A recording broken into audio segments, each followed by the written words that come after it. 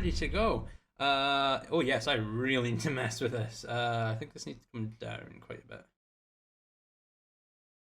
Yeah. How's that looking? And a crow. Nope, a bit too far. Or that needs to come down a wee bit like that. Does that look?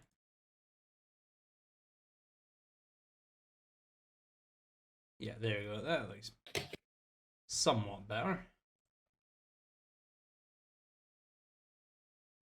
Just trying to fuck with this because I keep forgetting that Discord is a pain in the arse when you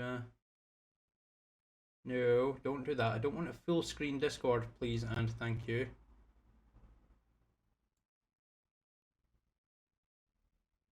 That's actually pretty good there. Yeah, anyway, here we are. We are good to go. Everyone's here. David's just dipped out somewhere. Not sure where. Speak of the devil and he shall appear. There he is. We are good to go.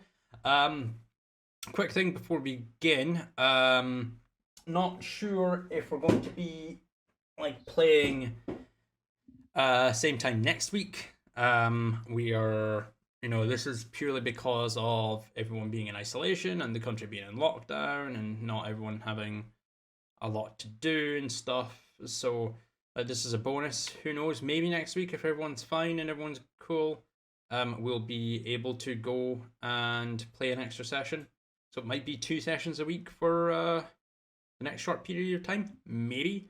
No guarantees, but we will hopefully still be playing every Sunday as per usual. So once David gets finished setting stuff up on his other computer that I can see back there, take your time, my guy. There's no rush. We'll get started. Everyone good? Mm-hmm. It was just the streaming. All right. And Eve, you good to go as well? Yeah. Yep. All right. Cool. Right. So last week, well, not actually last week. It was this week technically, but the last time we played, you guys had finished off your investigation into everything going on in WhiteStone with the hanging of Diego, the tanner that was within that was employed by the city of WhiteStone.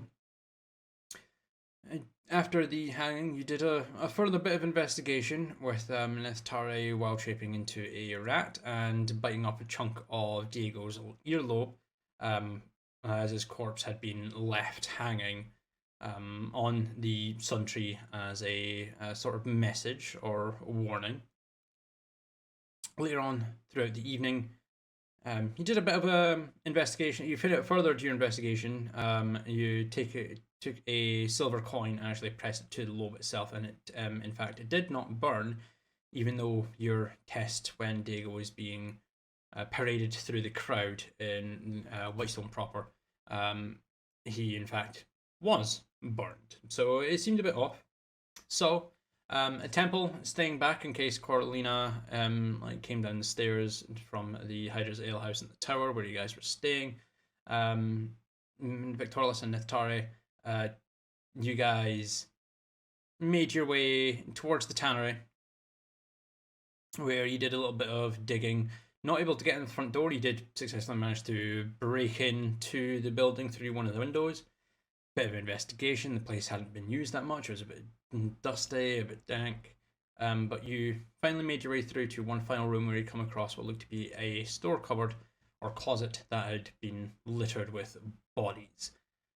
Guards of some kind, weapons, shields, all damaged, broken, bloody. And as you tried to make your escape, you were in fact cornered by a patrol of WhiteStone guards whom accused you of coming in, breaking and entering, and potentially murdering those people. Sought to defend yourselves before Temple and Coralina majestically broke through the wall, screaming "Oh yeah!" as you crashed through, and with a quick, very rapid reactions from Coralina, you all gathered around together, grabbed each other's hands, and with a instant action cast, you were all shifted from one plane of existence to another as Coralina cast Plane Shift, her new spell that she'd finally managed to finish putting into her spellbook again. That's right. And it shifted you over to the Terran plane, so the elemental plane of Earth. While you were gathering your bearings and figuring out where you were and what you were going to do, it seemed that you'd drawn the attention of some of the indigenous life as a tabaxi individual actually snuck up behind Coralina, putting the head of a spear and threatening to kill her, unless you guys all went with their ideas of going to their camp nearby peacefully, knowing exactly who you were, Coralina, so they could figure out what they were going to do with you. And that is where we left off as you guys were making your way towards the camp.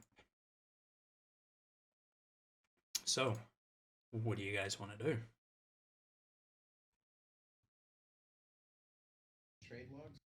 Are we in procession still?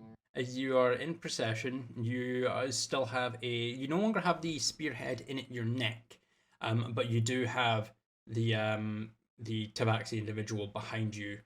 You can feel the tip of the spear every now and then being, like, if you slow down, you do feel the tip of the spear being pressed into your back. More of a sign of just keep moving rather than if you stop, I'm going to kill you. Just as a kind of gentle reminder that you shouldn't stop. You know, honestly, we kind of have the same outcome here. Is that so?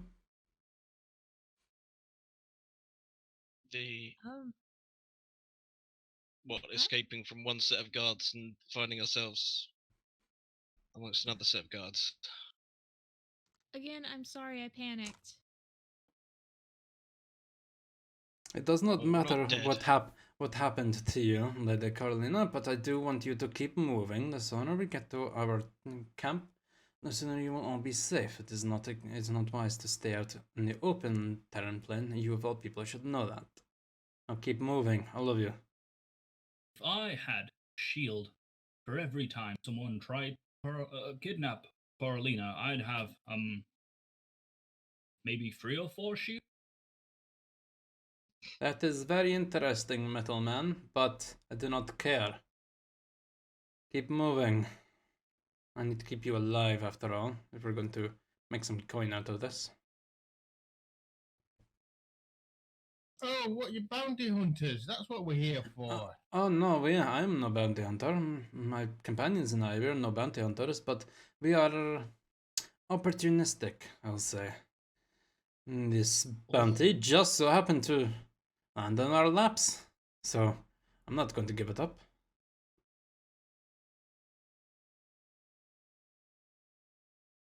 So you're native to this land, are you? We are, yes.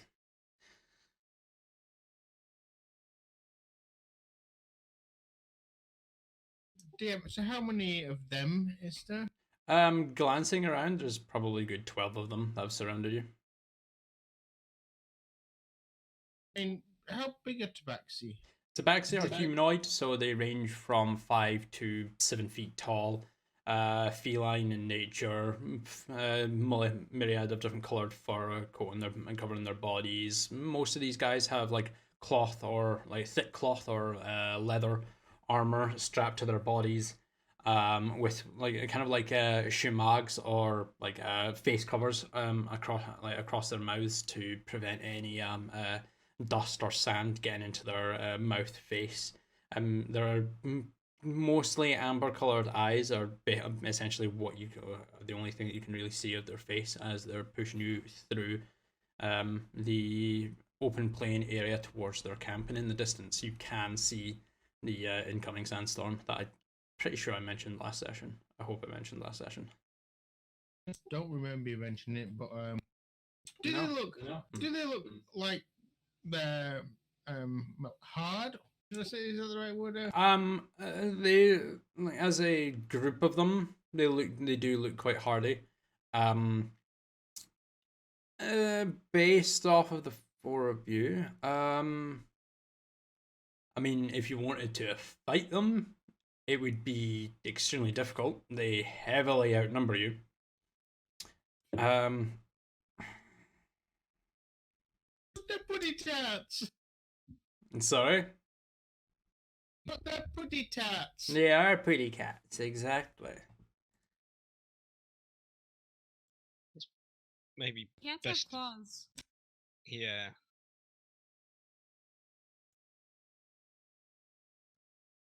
Have you met these kinds of people before, Carolina? Not usually. Usually when I came, and that was years and years ago. Mostly we conversed with the Earth Genasi. So, not really. Do you have any friends in this realm? These guys don't realize seem you to guys like are you like my very- first friends, right? Those COVID trees. Yeah, what? You guys realize you're the first friends I haven't conjured, right? Oh, Give it 2 days. What? we should- Really? I don't lie. I can't do that. So Did your father have any friends here? Oh shit, that's the problem, isn't it? yeah. Thanks, guys. Have a good week. All right. So as you guys are walking, it takes you about 15 minutes of being escorted by these group of Tabaxi before you cross the threshold of what looks to be a small encampment. It's not huge. There's only about 7 or 8 different tents, but there are quite a lot of like probably in total around 30 Tabaxi that are roaming this area. The individual who has the spear at your back, Corlina, gestures you all to one of the far back leather tents that he begins leading you all towards. Glancing into each of these tents, just off of your passive stats, which your character sheets, it would be beneficial if I actually had them up here on my Chrome tab. That's great work, DM. But just looking in, you can see that each individual tent is kind of like a dedicated room of a building. One seems to be like set up as like almost like a butcher. There seems to be like a table for like prepping animals, like gutting and skinning animals and preparing them, like preparing their meats for food for cooking.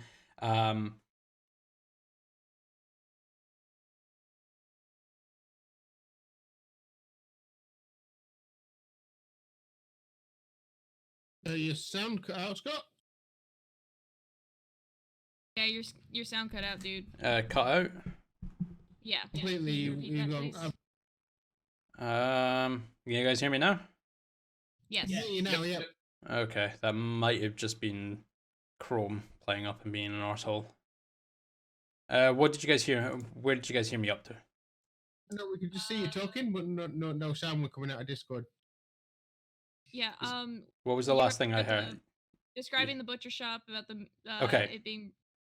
Yeah, so each tent seems to be dedicated for a specific job, like one tent with a table set up for gutting and preparing animals for like to strip them of their meat for cooking.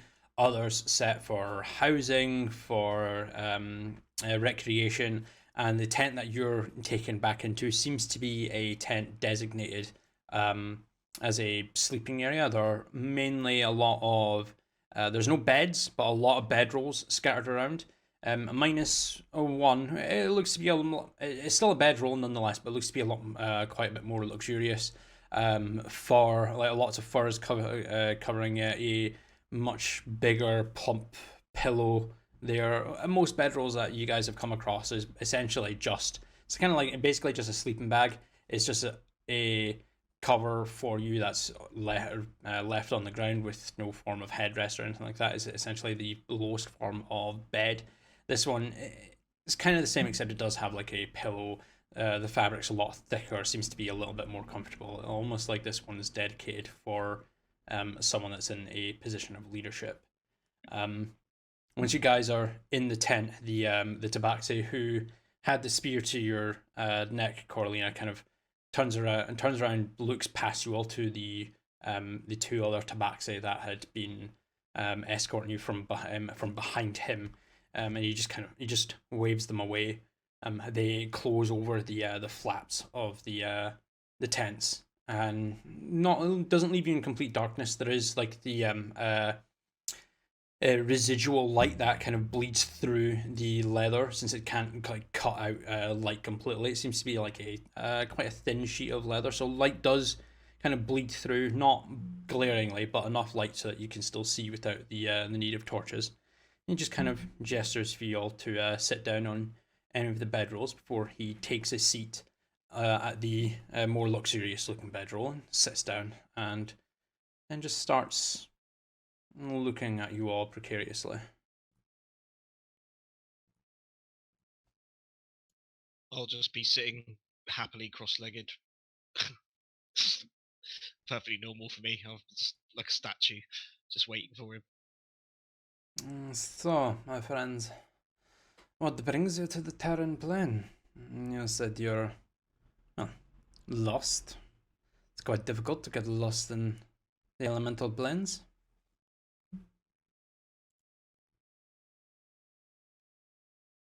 I just look at Vic.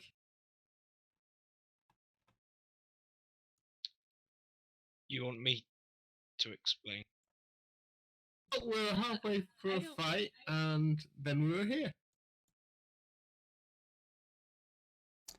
So, you had been engaged in combat, and one of you, I'm assuming yourself, milady, plane shift here? Is that what happened?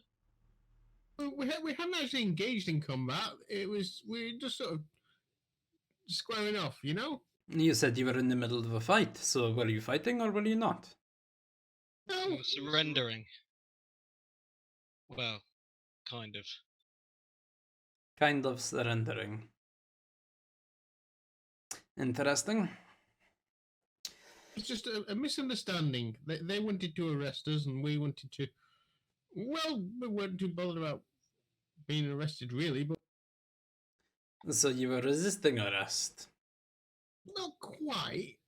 Well, I if you mean, weren't bothered about being arrested, but didn't want to be, that is resisting arrest, is it not? Well, you know, the guards were kind of civil. They weren't going to just, stick spears into us. I don't think they were. They did stab Mhm. the dog.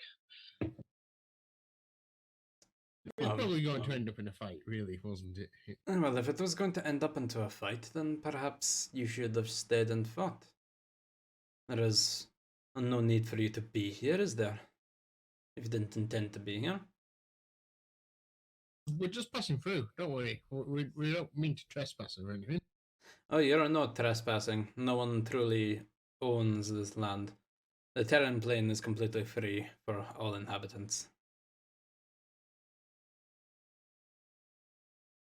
Well, not for us, obviously. You just took us prisoner. Oh no, we're only taking you. Well, not really taking you prisoner. You are free to leave if you so wish. It's just out there in the middle of the open. There are many different dangers lurking on the Terran plane, and material beings such as yourself tend not to be aware of these dangers, and we thought that it would be best to bring you to safety. At the pointy end of a spear. At the pointy end of a spear, yes. After all, you may be unaware of the dangers, but we are unaware if you were dangerous or not. You could have turned around and attacked us. You could be the grandest of wizards of all of the prime material and turn us to ash if you chose to. Well, Oh, you've heard of me. just kind of looks you up and down.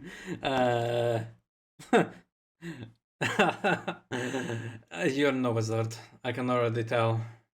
You don't have the panache of a wizard. You're not as pretentious as a wizard is. No offense, milady. Some taken? Look, I have seen some of your siblings, and I have interacted with your father on one occasion quite far in the past. You're all, well, to put it bluntly, you're all arseholes. You think you're above everyone else. I'm not sure about you, of course. I haven't interacted with you directly other than quite at this present moment in time. But most wizards I come across are all arseholes.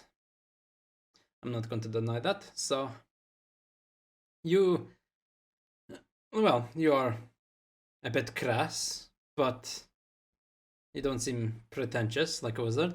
So, I highly doubt you are one.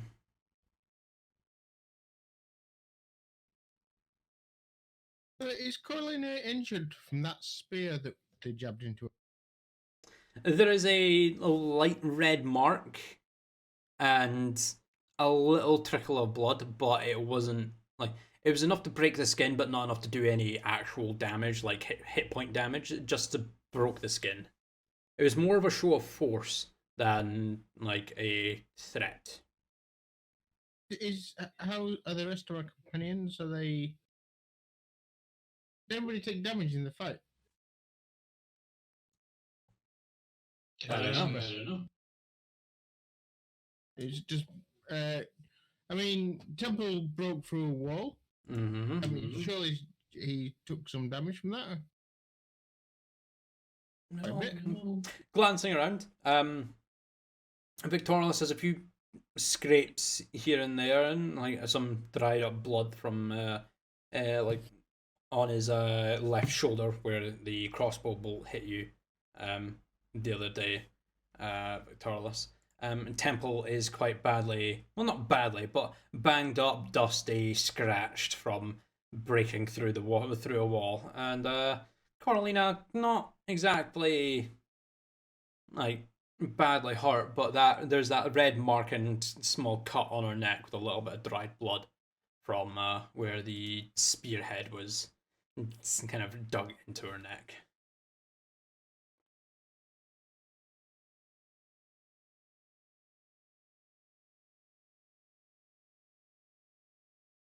So, you've got us here. We're your guests, I Exactly. suppose. You are free to leave if you so choose to. I will not stop you. What are your intentions with the Lady Coralina? Well, that depends. What do you intend to do, Lady Carolina? Do you want to return home to your father, or would you like to leave?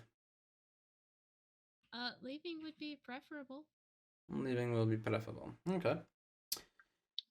Well, unfortunately, at this present moment in time, I cannot assist you in doing that. None of my kind here are arcanely active. They're mostly fighters and rogues.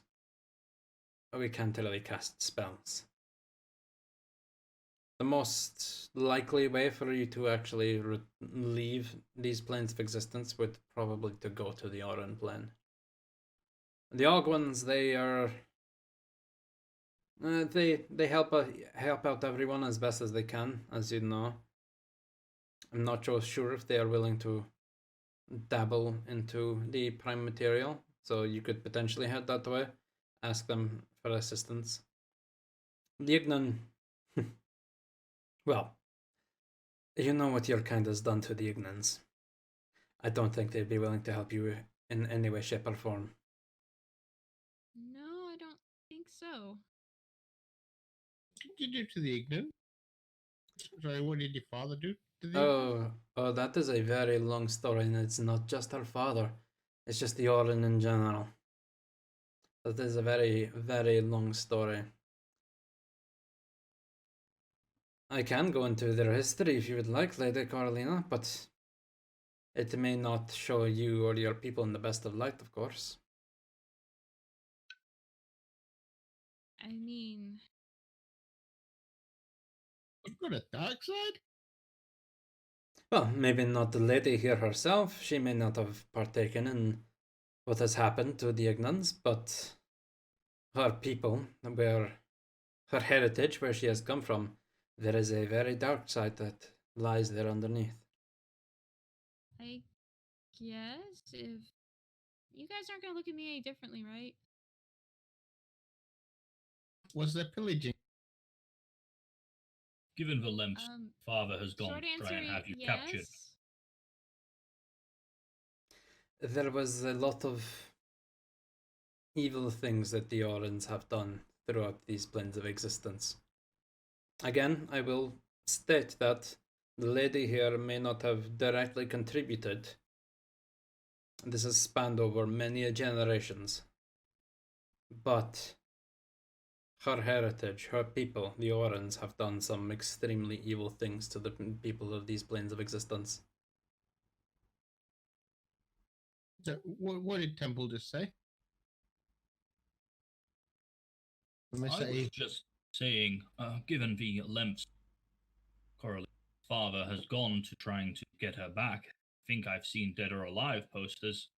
I am not surprised he's not someone painted of in the best light. Wait, your father has posted wanted dead or alive? Yes. Apparently, that has been an addendum to the bounty. Interesting. Very interesting. Considering that, well, everything that has happened throughout with your family, it is surprising that he would add dead to it. But giving your siblings abilities, it does not surprise me.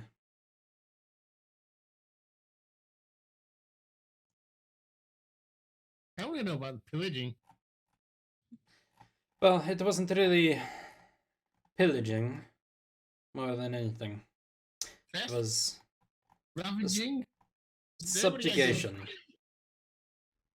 Oh, he took slaves. Yes. That's what I'm going to do with our lord. What the Oran people did, especially with the Ignans, was invade, destroy their homes, mostly, and take them for slaves.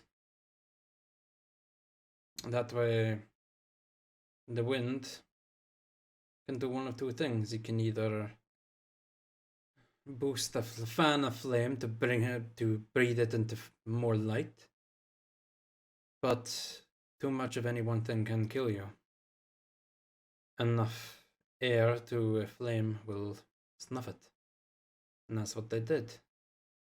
They went in with force and snuffed out a lot of flames.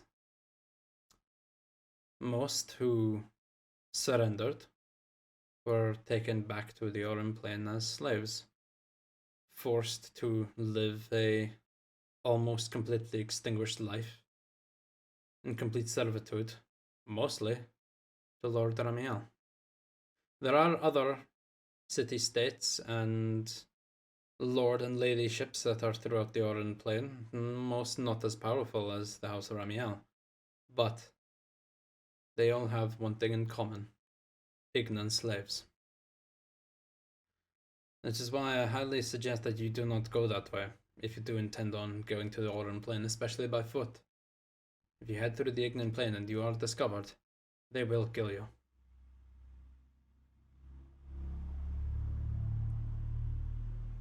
Okay, I'm looking at Coralina wide-eyed. Wow, and you fought, you're down in our estimation? Your family's badass. Don't say that before the Ignan people, they will kill you as well.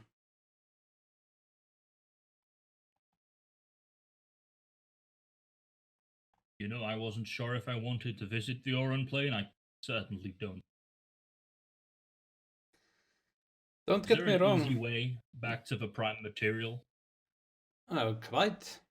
If you plane shift here, you can plane shift back, I'm assuming. Is that something we can do, Coralina? For the most part. Well, the plane shift is quite an extensive spell, so I'm assuming you would need to rest before you were able to cast the same spell again. But we are more than capable of staying here if you'd like. I definitely need to rest and have material components I'm sorry, what was that part? That last part? and have material components to do Do, that. do you need some items to be able to cast the spell again? Will gold help? Or perhaps No. a shield? No.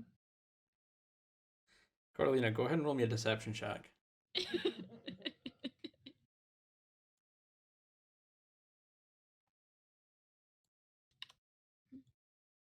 Wait, what the fuck? Why did that happen? Okay, that's weird.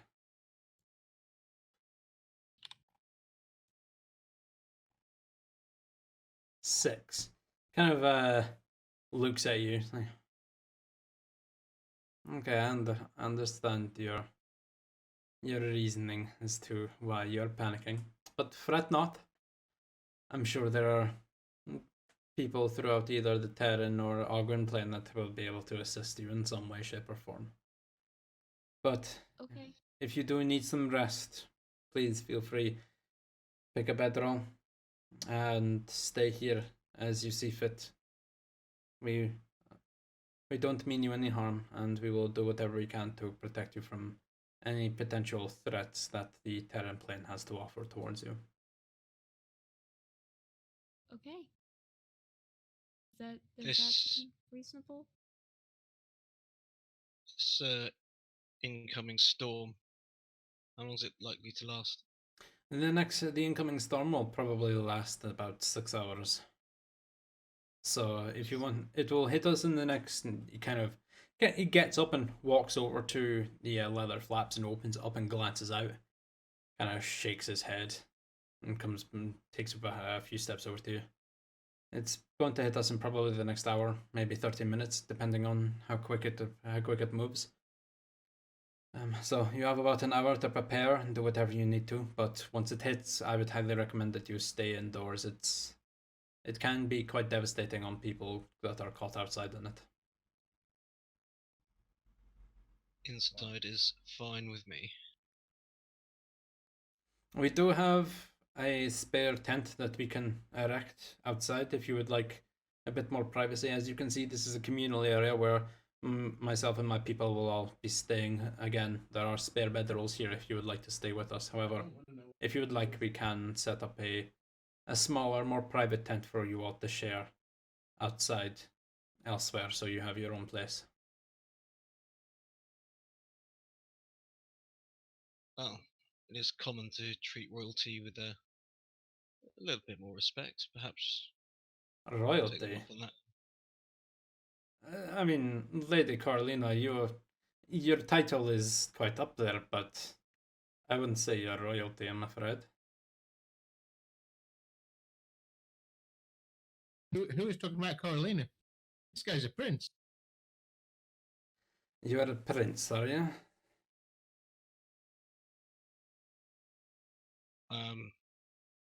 Apparently so. Apparently? Once So you trying are to or you are save- not? I mean, he kind of is, yeah. You don't really sound so sure about that, though. Do I Prince. look like I can lie? I'm not talking to you, my lady. I'm looking at your companion who said that apparently he is a prince.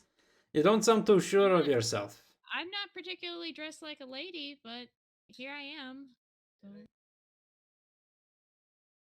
On paper, yes. But things are complicated.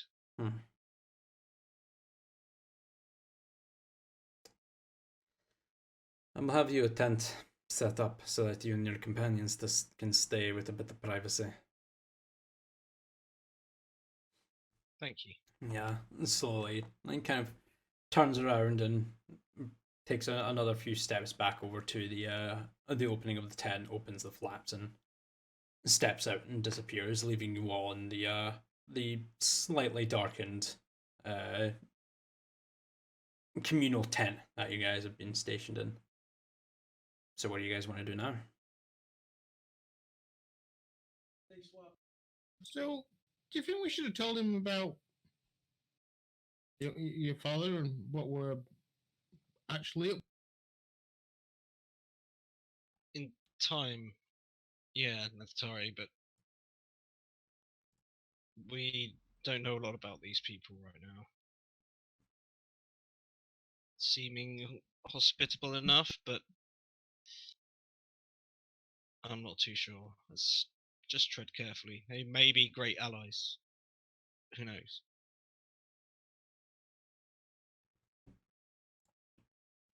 But So, what's the Oran plane then? Was it the plane of fire? Orin plane is the plane of air. Which plane do you? I thought that's the one you came from. Yes. Right. The other that was mentioned, that's fire. Ignan. Yes. So where There did is they a lot get? of history there. So, what, they took the slaves from the plane of fire? Well, yeah, they were. Okay, if you think about it like elements, I can snuff out a fire no problem. I can also bolster it as well. So that leaves fire open to manipulation.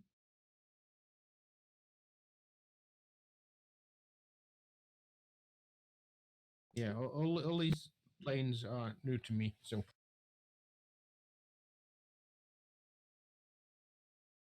Read about the concept in some of my father's books when I was young, but certainly never been to any of them. Well, I guess you're welcome.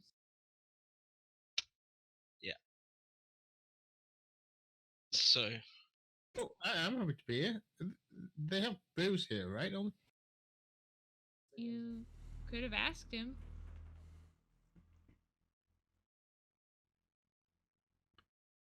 I mean, do you think we can trust that guy?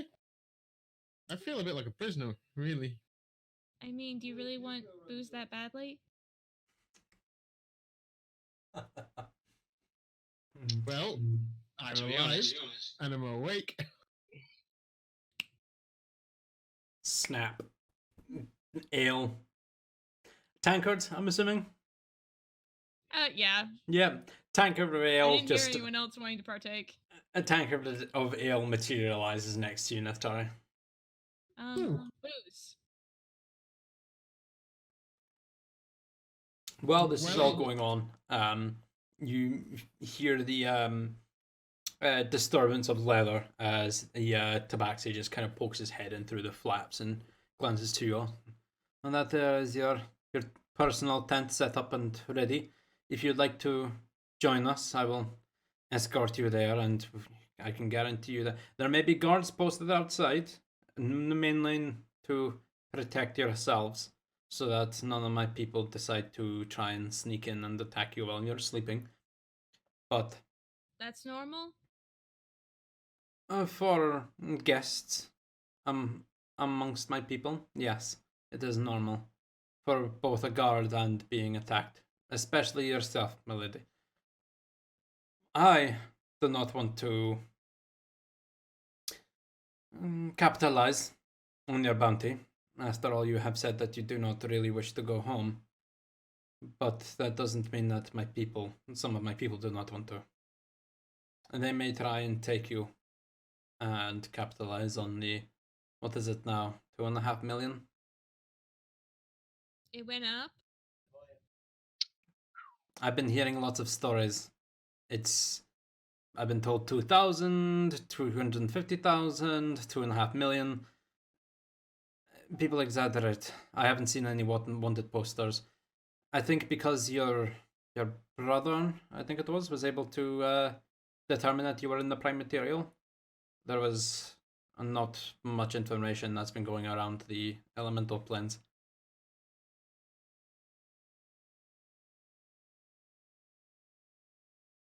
But you do have guards there for your protection if you so require it.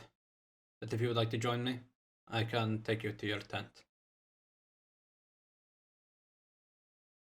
okay. Lead on. Alright, so he opens the flap completely, and kind of there's like a little leather strap, almost like a button and tie that opens the flap open, and walks away, heading to the east of the camp. as you guys follow suit and glance around, you can see that the sandstorm is slowly making its way towards you. It is essentially just a large skybound wall of sand and dirt that has been kicked up and is slowly making its way towards you. There's a small tent, quite similar in design to the one that you've just left, but much smaller, with two tabaxi guards armed with the similar looking spears that you foresaw when you came to this plane, just stood outside. The leader just kind of gestures them aside, and they step away about 5 feet each. They don't dismiss and walk away completely, but they are still there on station, just giving you your space as he kind of opens the flap and gestures you all inside. You guys go in? I suppose so. Yep, I'm going in. Yeah, everyone? Yeah, I'll follow behind. That's right. You going in as well? So, what do you guys do out here? We are nomads. We go from place to place, settling down and just surviving. This is what we do. It is what we have always done. What, across all the planes? Primarily the Terran for the time being, but we have traveled across the Ignan and Terran plane. We tend to avoid the Ogwen plane. We don't really like water that much, but if we have to go that way, we do find some landmasts and set up our camps there and just venture around until we find a place that we can settle down in. This is only temporary for the time being in this large open field. We do intend on packing up and moving out as soon as we possibly can, but since you essentially dropped into our laps, we have to remain here for another couple of days, along with the storm passing by. So, what are you actually looking for then? Would you ever go to the prime material? We are not really looking for anything. We are just living as we always have. And we have no need to go to the prime material. It is quite expensive to get out that way when we don't have anyone that's able to cast the plane shift spell. And the only real people that are willing to cast it are the Orans, and well, we'd rather not go out that way. Okay, well, thanks for taking us in. You are quite welcome. But Are anyway, there other civilizations near here? not near. It would be a couple of days' travel, but there are many different cities throughout the Terran plane, yes.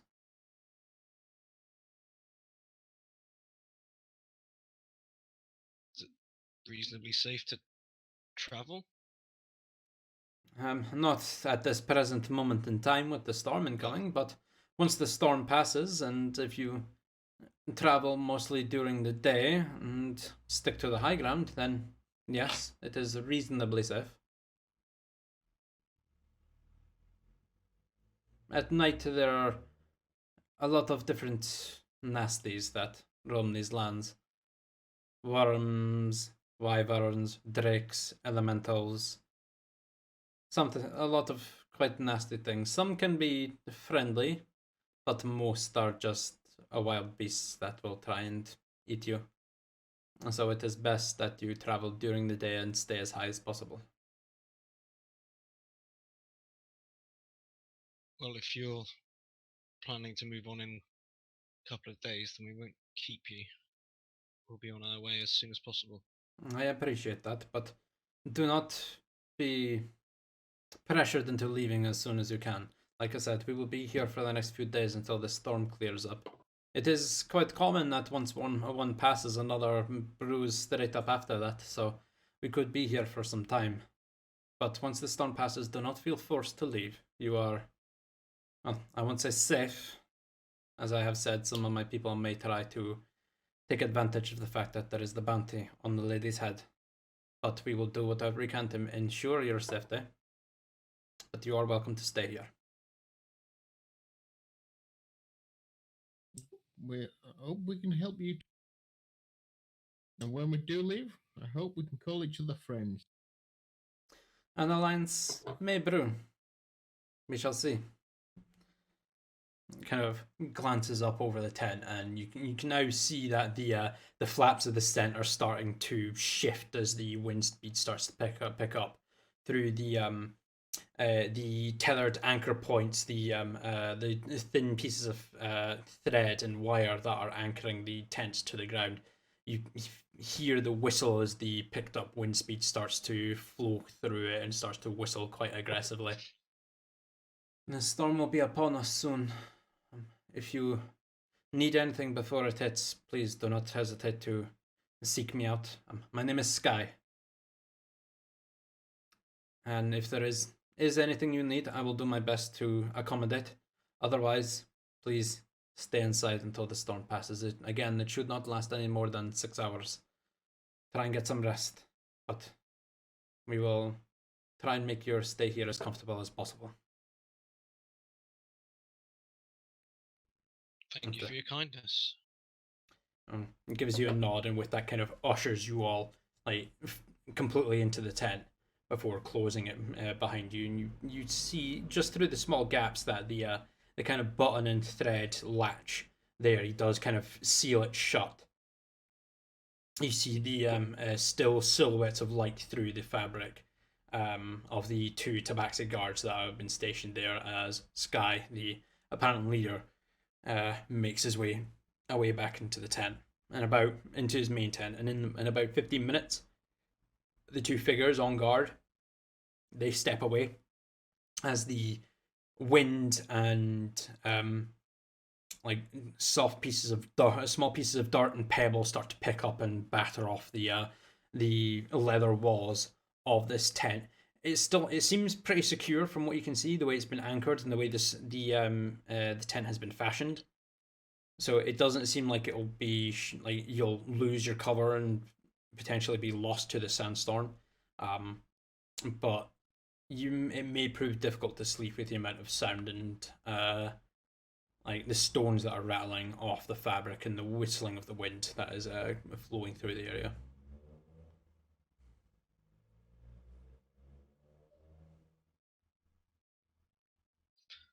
Well, I'll also make the best of this and get some rest then. I'm Right. gonna throw my bedroll down right in the center of the tent. Sit down cross-legged and prepare for a session of meditation. Okay. What about everyone else? What are you guys wanting to do?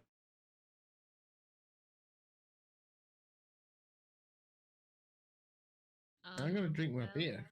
Okay. I guess I'll lay out my bedroll, but I won't be going to bed just yet. I'm gonna take out my spell book and I guess short rest, arcane recovery, maybe. Kind of just keeping a little bit alert. Okay. But yeah. I'd like to stand at the back of the tent, facing the entrance of it. Yes, using my rest time. Yeah, taking your center's rest and just watching the entrance of the tent, yeah? Yeah, and taking the time spare for everyone's sleep. Okay, yeah. Dragon. No problem. And Neftari, once you've finished with your beer, are you going to just take the time to take a long rest, or have another? Yeah, I want another conjured ale, or what are you wanting? What are you wanting to do? If he's about to take a long rest, he will cast a Mass Cure Wounds on the tent. 4th level, maybe? Oh no, it's in 4th. 5th level? Oh, is that in case getting clever? 5th level Mass Cure Wounds. Alright, go ahead and roll 3d8 plus 2. Carolina, you regain 26 HP. Everyone else regenerates 21.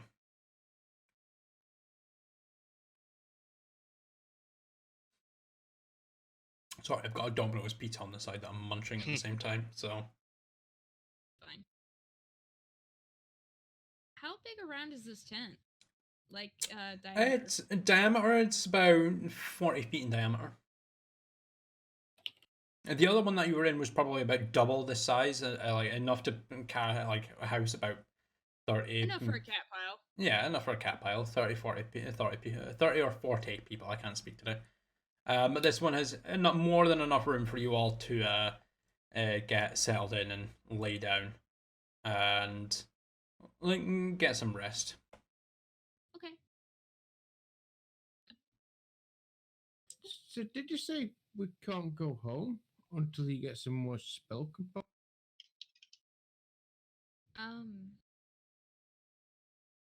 I look over at Vic. Is he full blown meditation? Are you already fully in your meditation, Victoria? No, I wouldn't be for a while. There's too much Not going on yet. around Yeah, me. Okay. quite a lot going on around. Okay. So I'd no. be a bit like a cat at the moment, kind of like one eye is just very slightly open, but other than that, I appear to be asleep or meditating at least.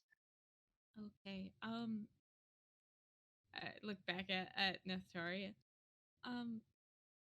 Yeah. Yeah. What do we need? It for Tell me something that doesn't Right, exist in this plane. a fort rod that's currently attuned to the prime material, which I don't have. Ah. What rods do you have? I reach into my component pouch and pull out the 3 I have. I hold up each one. So essentially, yep, Terran, Orin. Orin, exactly. So, from what you have seen of Coralie now writing down in her spell book and what she's explained to you, you need an attuned metal rod or forked metal rod, to the plane of existence that you want to shift to. And in the rush, she's gotten elemental planes of existence. There's no prime material one there. I kind of didn't think that far ahead. So that one fetches you here. That one takes you to your home. And what's the other place? Ogwin, the plane of water. Ah, the one they were on out before, where your family enslaved everyone, and we really can't go. No, that's Ignan. Oh, how many are there? There's Just only hear a one. very, very quiet sigh come out from Victoria's sitting in the middle of the room. I look over at Vic again. Not moving, still just meditating, but yeah. Is your face slowly going red with anger or frustration hearing this? I don't know, my skin's that pale, I'm not sure it would go kind of red, really. It's more of a sigh of despair than anger or anything else. We're stuck here. Fuck! Yeah, so... look, I, for one, think this is a wonderful opportunity to study the Oh, creatures. fuck, you're still awake! Of course, I'm always awake. That's terrifying! Don't forget that when I'm resting, I'm actually what you would call stood still. It just stood still as the... I'll be watching all of you while you sleep this evening, so feel safe and easy. Shudder. I also don't have eye pupils, so you can't tell exactly where I'm looking at one time. Oh, hey, That's unsettling. I do apologize. There's nothing I can do about my... very much so. So, does that armor protect you from sunstorms? Possibly. It is almost entirely steel, which typically doesn't have trouble with this kind of... I'd have to ask the DM, though. There's not really many deserts that kick up proper sandstorms throughout a cry, so I would say you wouldn't really know until you try. No, but I think if you get full of sand from a sandstorm, though, wouldn't you sink? Density and all that. I really have no idea. Let's not test that theory. Or it could end up really, really shiny, like gleam. I mean, that too, but... Certainly possible. I suppose it depends on the grit of the sand.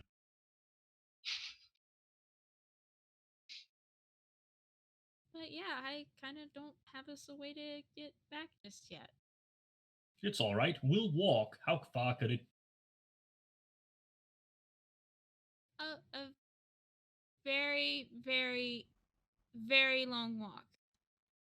Go ahead and roll me a survival check, Coralina. Okay. This may not end up well. When it took us a week on the airship to get from one continent to the other one, like Yes. We're a bit further than a continent now, I think. much On a further- 6, It can take Coralina. years. Yeah, I was about to say that. It would, like, if you're on foot, walking, it would take years, especially because you're on the Terran plane, which is on the polar opposite side of the Auran plane on this planar disc that you're on. It could take you years, especially with all of the environmental hazards in between the mountains, the oceans, all the different types of land masses that Yeah, delays you'd be from crossing weather. by. It could take It you could take years to years. walk from one side to the other. Oh, so far that even teleportation circles don't work. Like I said, with Temple earlier, those codes won't work because they're with the material plane, not here. That's why plane shift exists. Couldn't we just reattune one of your rods by tapping against perhaps the metal of my head till it's just the right frequency? I don't think that would work. Well, I tried. How do you make a rod then? Surely they must come from somewhere. I mean, they're magically attuned, which I don't know how to do. I mean, what? Because it's you just. But you're the best wizard. I don't know how to do that. She appreciates the compliment, but she doesn't know how to do this. Maybe druids can do it. I mean, you definitely try, but they have to be at least, 250 gold pieces worth of effort and material.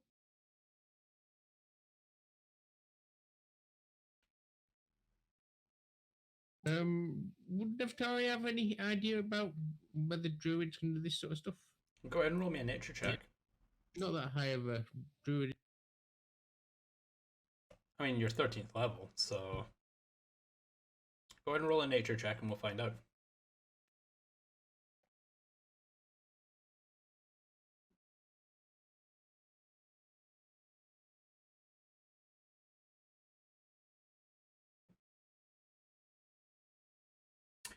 Unnatural 19. It's quite possible. Each different forked metal rod is attuned to the specific natural element of the different planes of existence. So it is quite possible that because you're more, as a druid, you're more in tune with nature than the arcane, that druids may have more of a chance of actually being able to create these attuned rods than a wizard or a sorcerer might be able to. And you don't know how to do it yourself, you would have to do a little bit of research to try and figure it out, but it is certainly possible.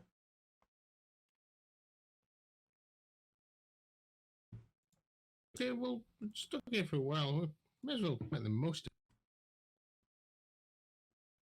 it. I mean, what is it to do here? Is it just like the prime material in certain ways? There's towns and cities, sights to see, people to help. I mean, it's a possibility. I mean, people do exist here. If your father is looking for you in the prime material, and perhaps they don't know we're in the Terran, Perhaps this is a good place to be for a while. I'm not the only one of my family that can plane shift. I know, but I suppose it's not something you do every day, right? It depends. You have to know where you're going, and as we've heard previously, I do have one of them trying to scry on me at least, or at least they can determine where I am.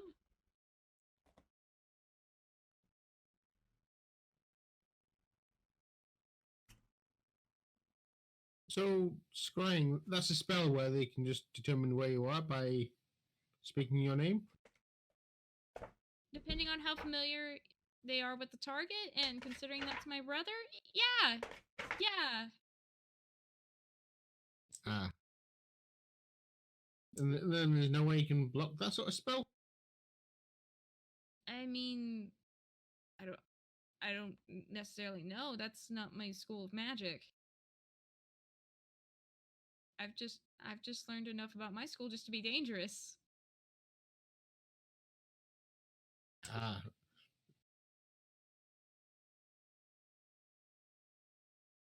The fun period of magic where you know enough to be dangerous but not enough to think maybe I shouldn't do that. I mean, yeah, that seems to be the period right now, yes.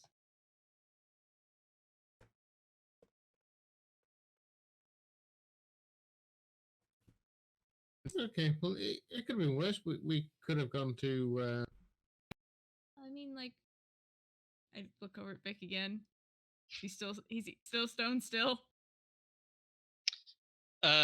It's he's sagging a little bit now. He's like, you can see the whole conversation's like wearing him a little bit thin. He's not quite as robotic and upright as he had been before. That's okay. Maybe he's just like gone into it. At least he doesn't know, because I would actually be very upset. Because I know I just kind of fucked this up for everybody. I really don't want him to yell at me again. It's like my dad. well, I would have thought at least out here we don't have to worry about Kenja. I mean he might wreck the prime material, but there's these other places.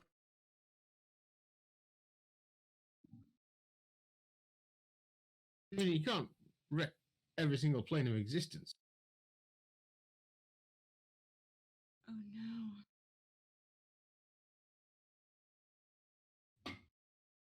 I mean, Cool. Good to know. Vic has said that his dad has dabbled in the planes, so it wouldn't be much to plane shift. So I don't think any place would be safe, actually. Because I mean, I bought my components in a store, so. Carolina, could I get you to roll me both? Can I get you to roll me an Arcana check, please? Of course.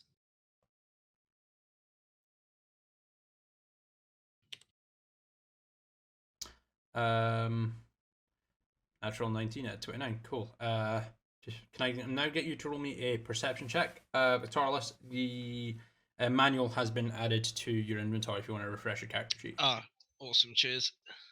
Another natural 19 to make it an unnatural 20. Yeah. I know magic stuff, guys. You definitely do know magic stuff. As about 7 feet above you, near the central strut of the tent, which is given its form, you can just see what looks to be a small shimmer in the air. Doesn't seem to be anything malicious, but there is something there in the air above you, about 7 feet up. That's not good. Look up, can I see it too? Go ahead and roll me a perception check at disadvantage, please, Nethitari. Anyone else who wants to glance up and see what Carolina's saying that's not good at can roll me a perception check at disadvantage as well. Okay, I think at her saying that, I would give up on attempting to get into a meditative state and Yeah, I'd go Hands after up. it. Yep, everyone at disadvantage, please. Wow, 18, Oh, sorry. 19. Yeah, just roll a second save, please, Vic. Yeah. So we have a 17 and 17, 18, and 19. As you guys glance up, you guys don't see anything. You just glance up and she just seems to be looking at the where the four segments of the leather fabric kind of intersect to the central strut that is giving the tent its shape and structure. There doesn't seem to be anything there that catches your eye. Yeah, I think the tent looks sturdy enough. It should weather the storm. I mean, those guys didn't seem too worried about it. That's not the storm I'm worried about.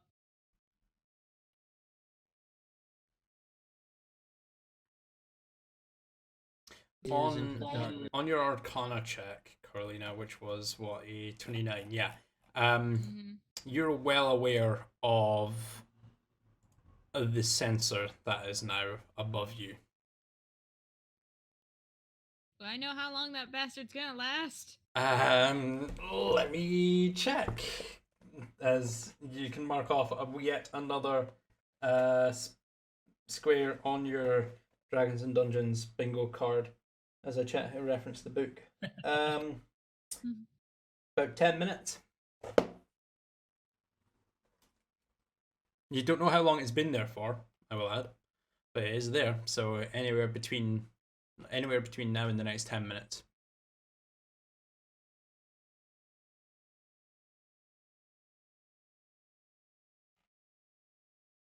Carolina, is there something wrong?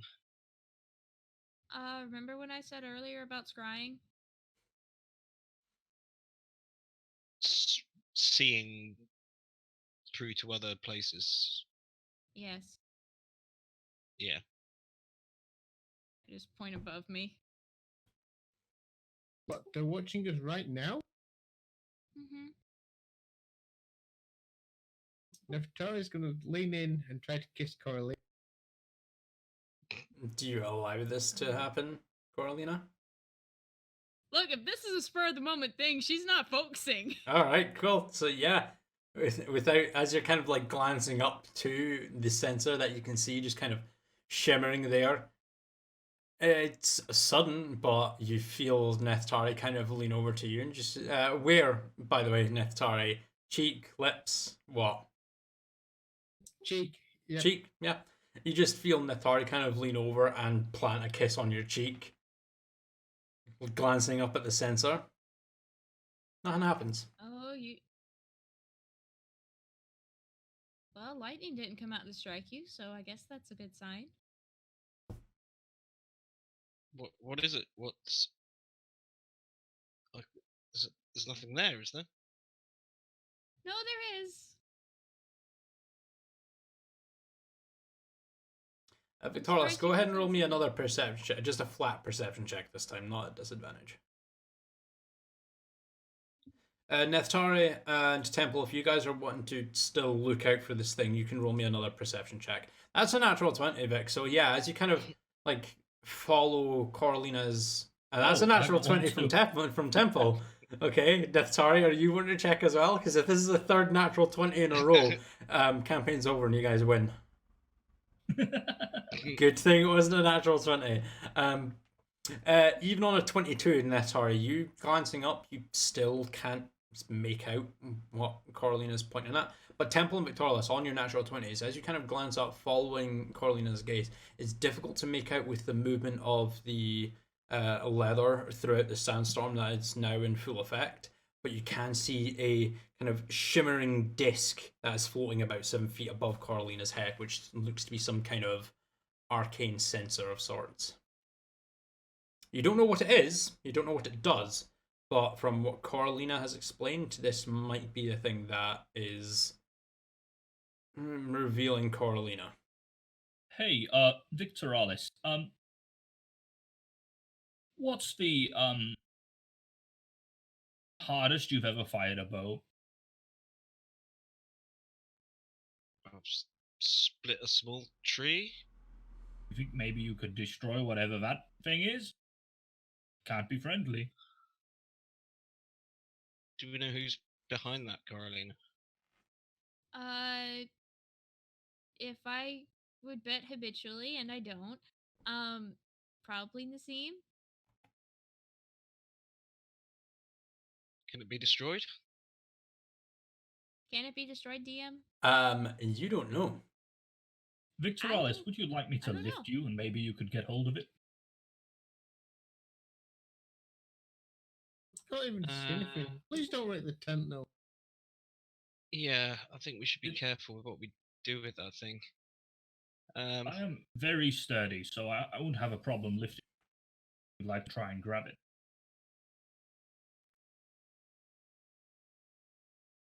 Okay.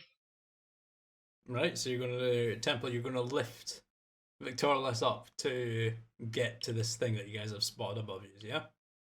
Yeah. All right, Temple. Go ahead and roll me a strength check, please. Victorious. Let me take a look. See here. You're 11. Yeah, a bit wobbly at first, but you are able to lift Victorious up. The distance between like what you're able to lift, you are within arm's reach of this floating invisible thing that was above Carolina that you spotted. I'm going to reach out my hand and sort of going to touch it with a finger and see if there's any kind of energy to it or physicality to it. Nothing. Your finger just phases clean through it. Well, Temple, I don't think it's technically there. I'm not going to have a chance to grab that thing. I don't think an arrow will help either. Do you think a bear would help? Probably not. I'm gonna let Victoralis down. Mm-hmm. Coralina, A do beer you would think certainly there's help, Neftari. anything we could do about that? Familiar with a spell that causes this? I'd cost really rather as not be tracked everywhere we go. Well, it's only gonna last for maybe about 10 minutes, so And then what happened? it disappears. Victoralis, couldn't you do something with minor illusion to give that thing a false sense of what's happening? Or we could just all sit quietly for 10 minutes and wait for it to go away. Oh, okay. Okay, And I guess it's not I going guess to we're- explode, I guess right? no. Well, I guess if we're sitting quietly, do you want to get the cups out, Vic? I guess. Sounds like a good idea to me. I'll start getting those cups out of my quiver. Mm-hmm. So, do we want the first one or the second one?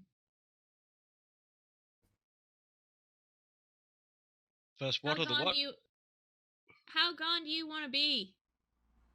Do you want the Dragonborn or the WhiteStone?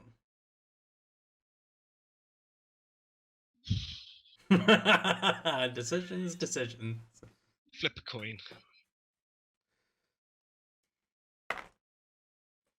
WhiteStone it is then.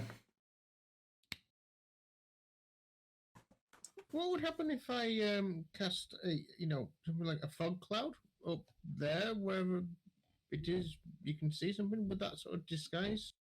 Could make us invisible, maybe. Go ahead and roll me an Arcana check. I'll hand the bottle over to Vic. Start pouring it out into the cups generously. Go away, moth. On a 4, you have no idea. It could see the thing. It could potentially work. It could obscure the thing from looking down on you all. It could just be a minor inconvenience for you all, being very foggy and not able to see anything within the tent. You have no idea. Also, would it seem problematic of our hosts if if this tent just opens up and a bunch of fog comes rolling out? Potentially. I'm sorry, we arcanely hotboxed your tent. I'm sorry. This tent is so dank. You wouldn't believe it. Oh my god. You know what goes well with whiskey? Atmosphere. I cast second level fog cloud inside the tent. God. Second level fog cloud. Let me fucking see here. So, Snoop Dogg, what does the spell do? A 20-foot radius sphere, so it'll encase the entire fucking tent. Until it's heavily obscured. It's a good thing the wind can't pass through this tent, otherwise you would Blow it right away. it would be blown out straight away. Yeah, essentially it's just a sphere of fog that encompasses the entire tent and obscures the area. Like heavily obscured. You guys can barely see like a few inches in front of you.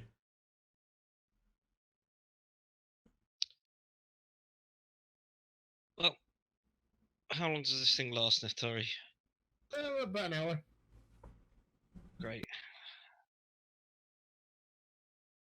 I'm gonna just pick up one of the cups and start drinking.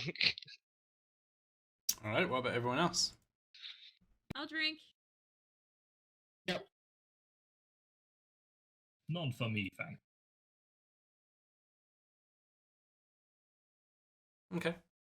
It's like the picture I've got in my head. It's all sat there in a foggy day. I need this again because I keep forgetting quite a few of the spells and they.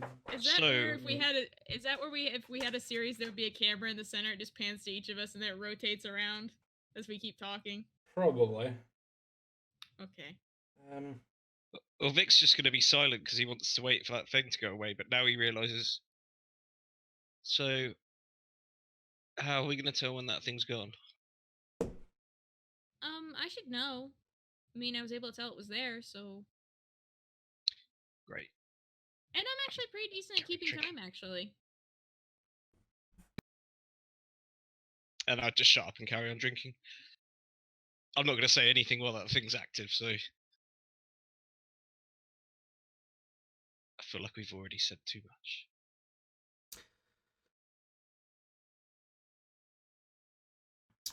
You hear a voice in the back of your head, Coralina.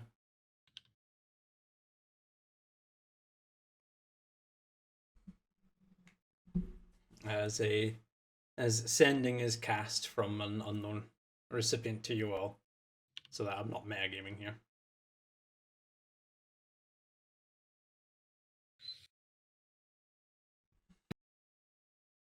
I'm still gonna carry on drinking.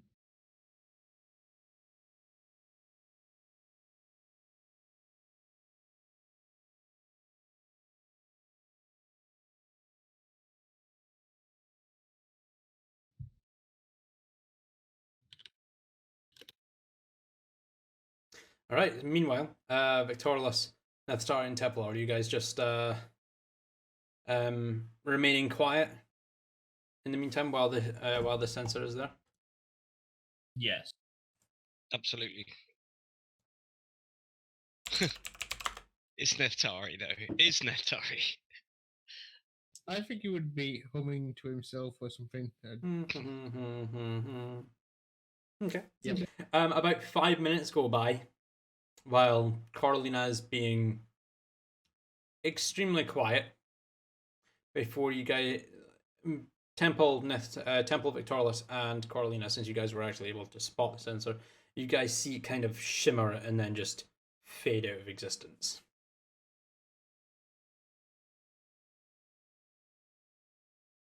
When it disappears, Corleone's just gonna upend her drink, bottoms up. Go ahead and roll me a con save at disadvantage. Yes, sir.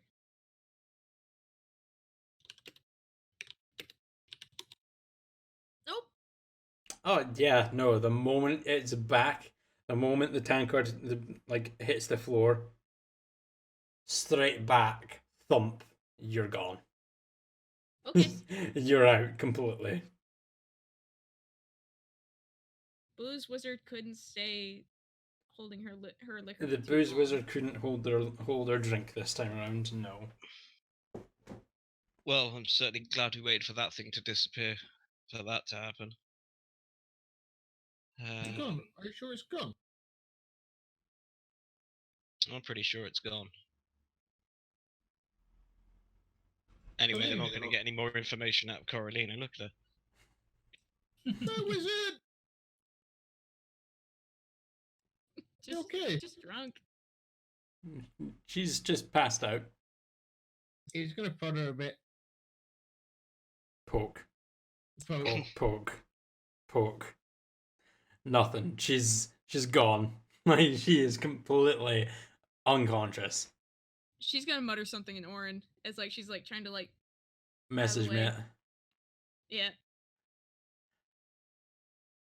Well, Oh. Bye, Kayla. Your camera just. No. Welcome back. Yep. Sorry. Yep. Click the wrong button. Welcome back. Yeah. Well, it's right next to the note 6.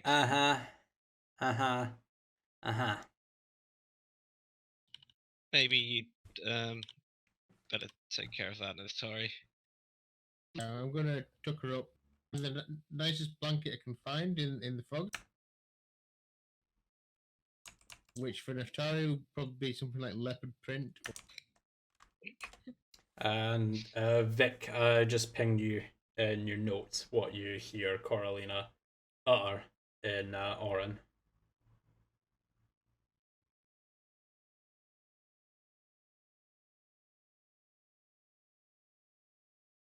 And he's going to tuck her up and make her comfortable. Okay, yeah. You managed to get her a bedroll over her and make sure that she's as comfortable as possible, given that she's just passed out from potential alcohol poisoning. It's a little bit difficult to slide in dead weight into a sleeping bag. Not really, since the bedroll. It's like doing a pillowcase. It can Just no, chuck it in it's, and give it a shake. I don't know. It's a bedroll that can open up on one side, so I mean you can't just open it up and then just kind of roll in and then shimmy flip the up. wizard in.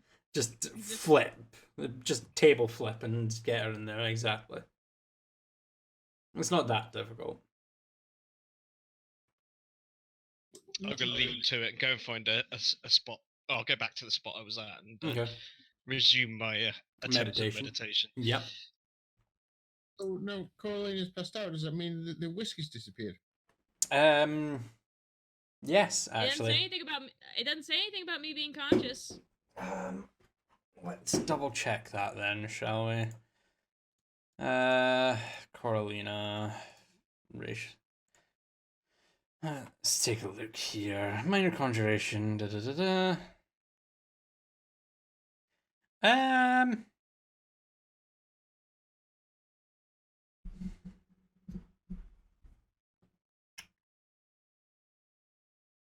Yeah, no, technically no, that's true. So yeah, we'll say that the alcohol is still there for you guys to drink, even though Coralina is unconscious.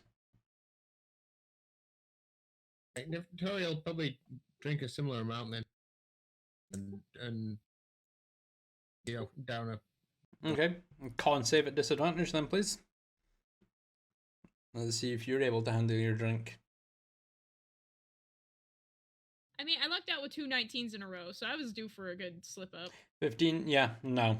With slamming it back, you try and kind of struggle to stay awake. Your eyes start to droop, the world starts to spin before you just kind of flop over on your side just next to Coralina and pass out.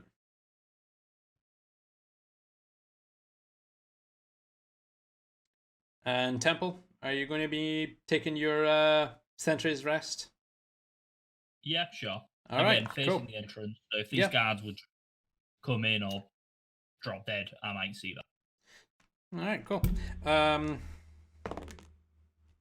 Well, the guards aren't there anymore because the storm has is in place, is blowing overhead.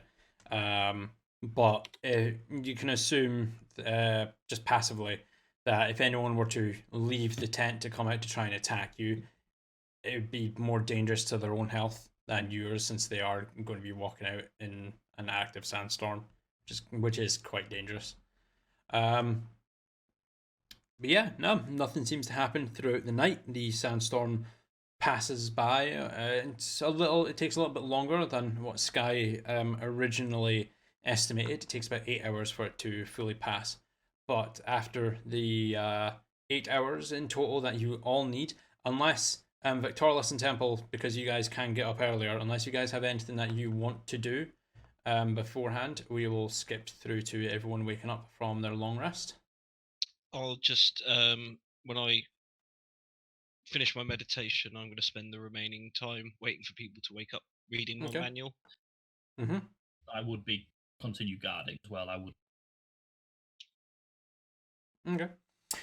Vic, you can go ahead and deduct 6 hours. So if you just taken like 48 hours and then minus 6 hours, so Yep. it'll be 42 hours left. Deduct the 6 hours total that you need from the manual, and you can leave that there. But yeah, no, after the 8 hours go by, everyone wakes up. Coralina and Nithtari, you guys are not hungover, but you know, there is a little bit of a headache there from just slamming this drink back. But you guys are conscious. Everyone gets the full benefits of a long rest. And Yay. you're now here. Next day, the wind still picked up a bit. You can still hear it kind of blowing through the anchors in the tent and kind of flowing through some of the slight gaps like in the fabric, but it seems to have calmed down quite a lot throughout the like from what it was last night when the storm had hit you full force. So what would you guys like to do? It is a brand new morning in the Terran plane of existence.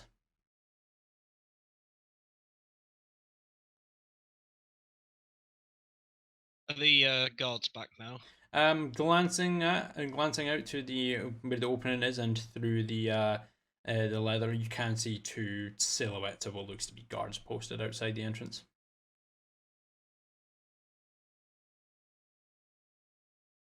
Well, I'll be reading my book until everyone wakes up, basically. So as soon as I hear them, Yeah, Coralina, Coming to. Nithtari, are you guys wanting to get up and get about your begin your day, or what's going on? What are you guys planning?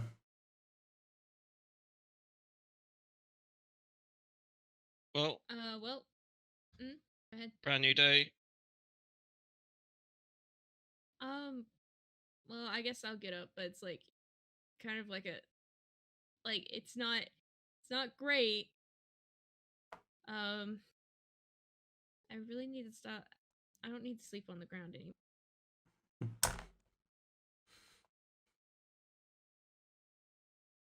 How did I get in this bedroll last?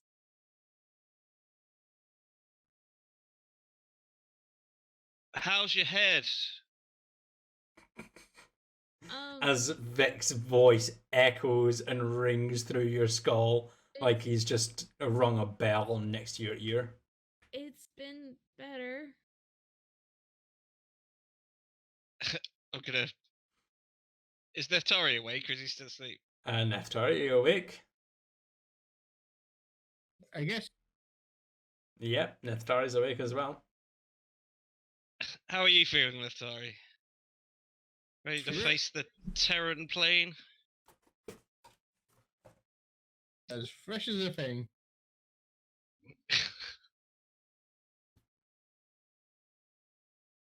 Here, is your hangover classed as a disease? No. Being drunk, yes. Hungover, no. Alcoholism is a disease, guys.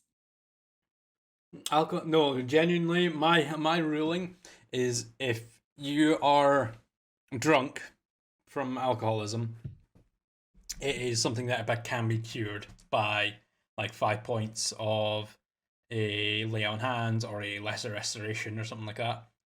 So if you're absolutely shit faced and get into a massive fight, you can cast lesser restoration or lay on hands on yourself to cure yourself of being drunk. But not a hangover. But not a hangover. Oh, No. No, my That's an after effect. You can only that is a symptom, not cause. You can cure the cause, not a symptom.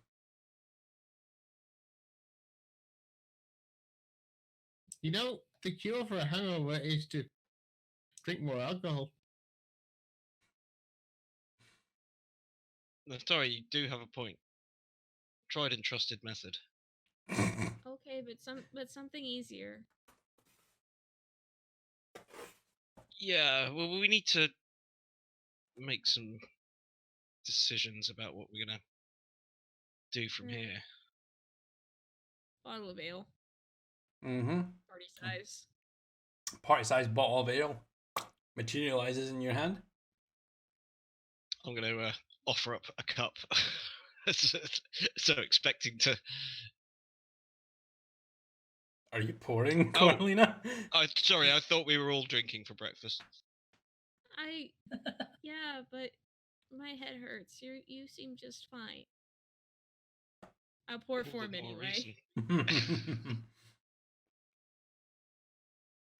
It's just for the three of you. Templar, you want a drink? No, I'm good, thanks. I didn't think so. Doesn't hurt to ask, though. So yeah, Corlina, Victoria, Nathari, you guys all have your breakfast beers ready and waiting to be drunk. Immediately start hitting it. Immediately start hitting it. All right. It does start to alleviate your headache a little bit. Words don't ring throughout your skull and cause a thumping pain anymore, but that irritation is still there in the back of your head. Same with you, Neftari. So there was a thing watching us last night. Did it upset you? What? You looked distraught. I mean, yeah, because that was my brother looking in on me. It's just kind of rude when someone doesn't do that without asking first. It's like kind of peeping when someone's naked. It's just kind of rude. Temple looks down. Am I not naked at all times? We kind of think about it. Yeah, when it's that on display as well, Temp, I'm not sure you'd call it peeping. Still, if your brother can peep and you're here, then surely they know where you are wherever you go. Only when he actually casts the spell to do it. And usually I can tell, he's we're not necessarily subtle. I mean, you can tell every time he peeps on you. Alright, we should probably not call it peeping because that just sounds really incestuous and weird. Well, you can tell every time. Oh, fucking god. Well, you can tell every time he spies on you, though.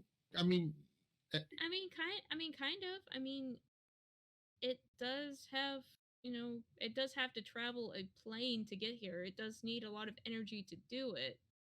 So, and you can usually sense when there's like a lot of energy being used to do such a thing. what if he was on the same plane as you? I mean, he could just be watching anytime.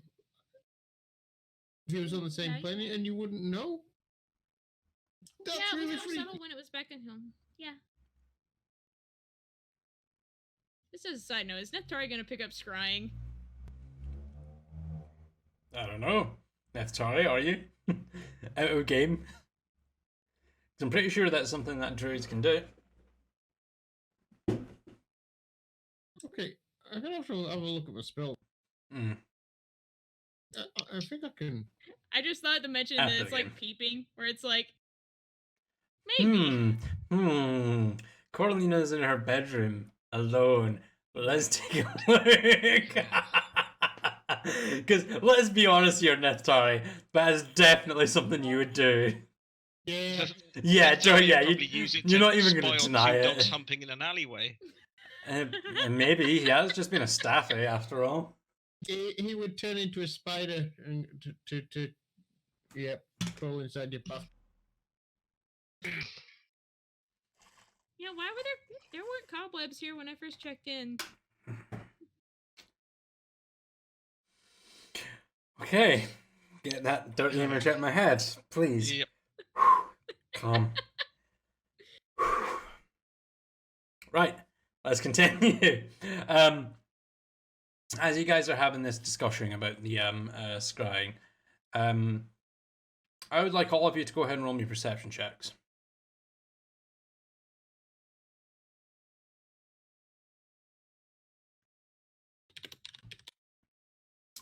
Nope. 15, 6, 14, 17. Victorlus, you're the only one that actually catches this through the battering of the wind and the light whistling of the recently passed storm. You can see several silhouettes moving outside the tent, lots of scuffling, like a foot on the ground. There seems to be some kind of commotion outside. Well, so either someone's having an argument or our friend Sky was right about his people. Keep your wits about you. I'm going to move towards the front of the tent and check that the guards are still there. The guards are still there.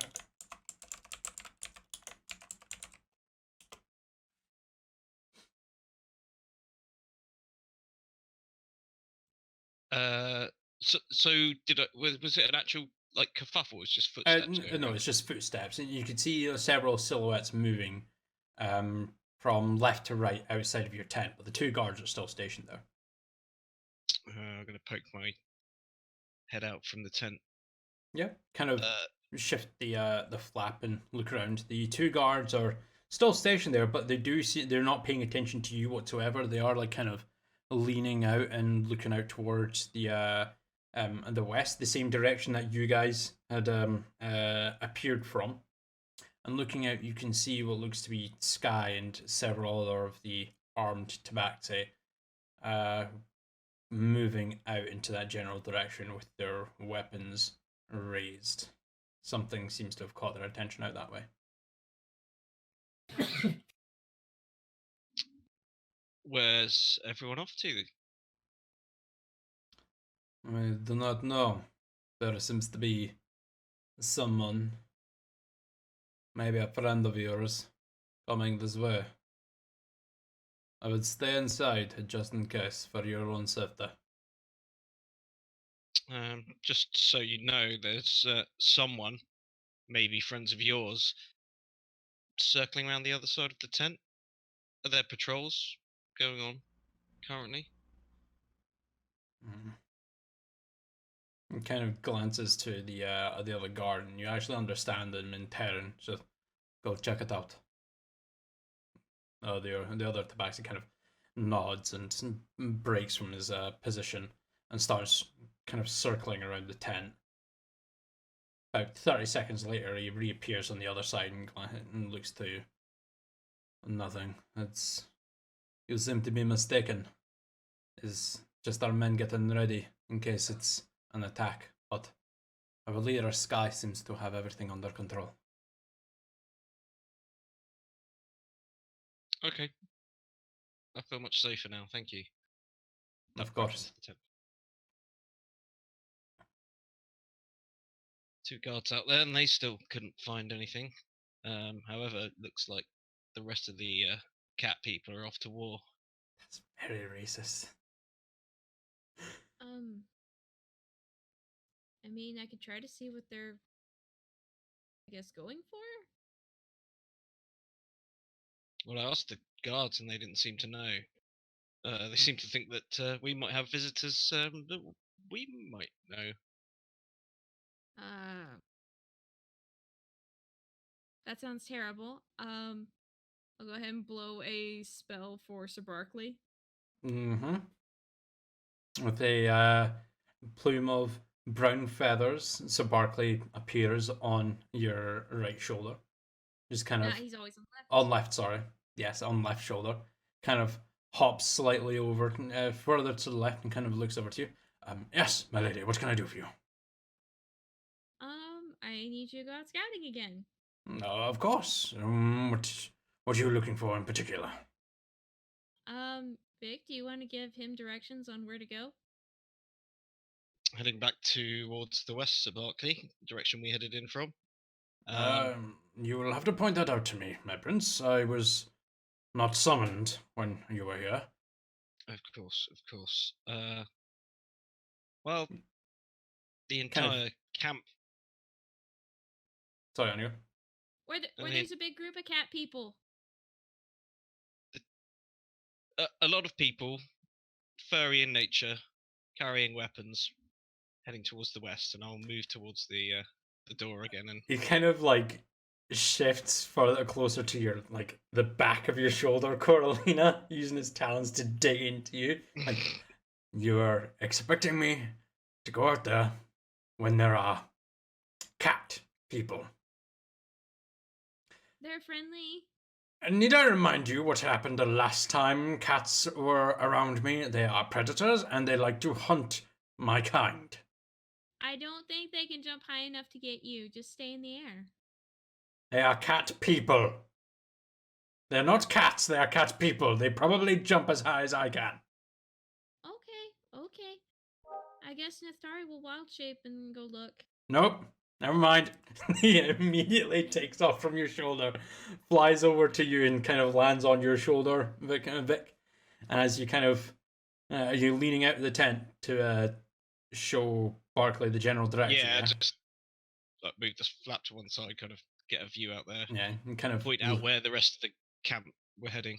He sees where you're pointing, glances at the two guards, and with a yeah, kind of sounds extremely terrified, takes off and just zooms up into the air. The two tabaxi kind of just glance down and glance down, see him, and follow him up. You can just see their eyes kind of widen in joy, like ooh, like that look that a cat has when it spots like a bird or a mouse, just like lunch. Well, You wouldn't at eat least- him, would you, gentlemen? It depends. How much meat is on its bones? That's the wrong accent. How much meat is on his bones? It does look quite tasty. I don't think he's made of flesh, to be honest. So Then probably not. worth your time. No, of course not. Okay, well, thank you. Keep up the good work. Of Close course. the tent and move back in. Vic comes back. It's like, well, at least Sir Barkley still has his pride.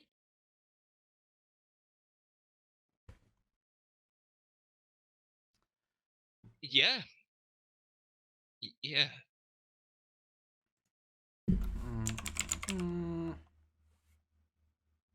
And then when I'll start looking through Barkley's eyes. Mm-hmm. As you kind of like sit down, your eyes kind of glass over, looking through Barclay. Sorry, I'm locking up here. I can see that in the Discord. Okay. You kind of looking through Barclay. You can see there in the distance the tabaxi circling around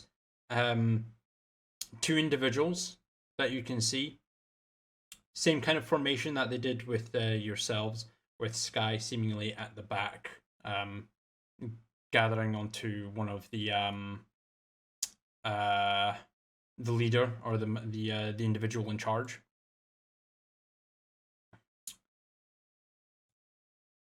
Go ahead and roll me a perception check, please.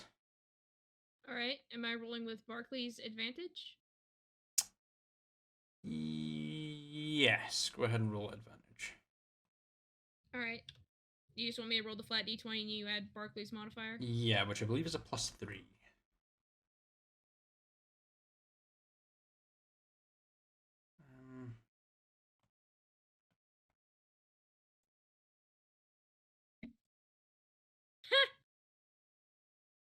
Barkley's still terrified of cats.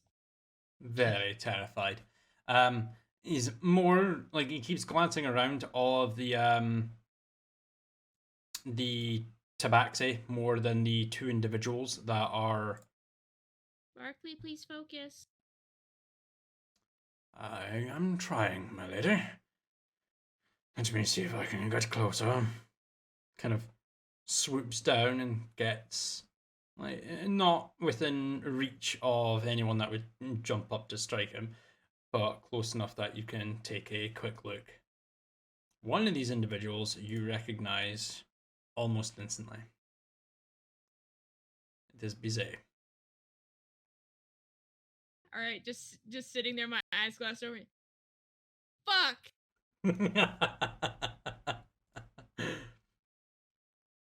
What is it? Who is it? She can't hear you.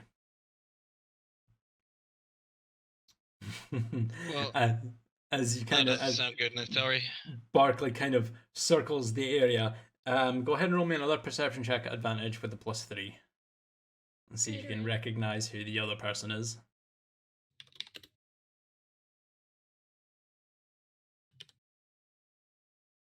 18. Looks vaguely familiar. It looks like one of your siblings. Male, female? Can't really make out any features at this distance. Barkley, come back before Oh, you're spotted. of course, my lady. But from what I can tell, they seem to be moving this way anyway. Fuck. You dropping out of Barclay's eyes? Yeah. Yeah. As So, Carlina's eyes return to normal. I don't mean to alarm anyone, but we've been had. They sold us out. No. I don't think they sold us out because they're still regarding them as such, like that, like how we were treated. They're bringing someone here.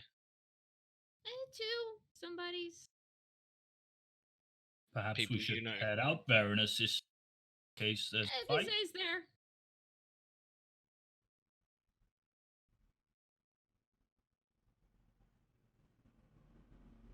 As Temple says, maybe we should head out and greet them. Do you want a cover story or something? How about we just fight them? Straight up? No. One, they're still my family. Oh. How about we just fight them and we not stab them? Are they going to be here to take you home or execute you? I hope the former more than the latter. Both are not ideal. Yeah. So what do we do? Do we run?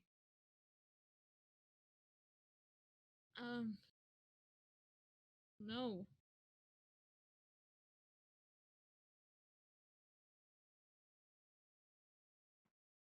What's the Do you plan, think guys? These new hosts of ours have any chance against them if they were to fight?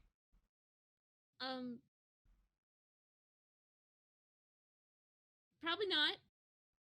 Remember, they aren't arcanely inclined. My siblings are prodigies. Yeah. So we'll just sit and wait for them to arrive then, shall we? And if all potentially the people of live here may all get killed potentially. No, I don't think so. Bizet doesn't work like that. He's a pacifist. Oh. Well, I could turn us all invisible, or I could cast a spell so we can all make a sly getaway. We could just stay and talk to them. I mean, what's the worst that could happen? Oh, yeah. Execution or dragged off home. Like I said, cover story?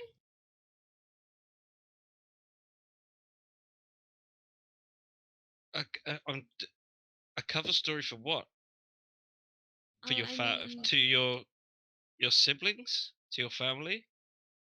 The reason we're here on the Terran plane, or my dad's gonna find it weird that I'm traveling with 2 men in a warforge.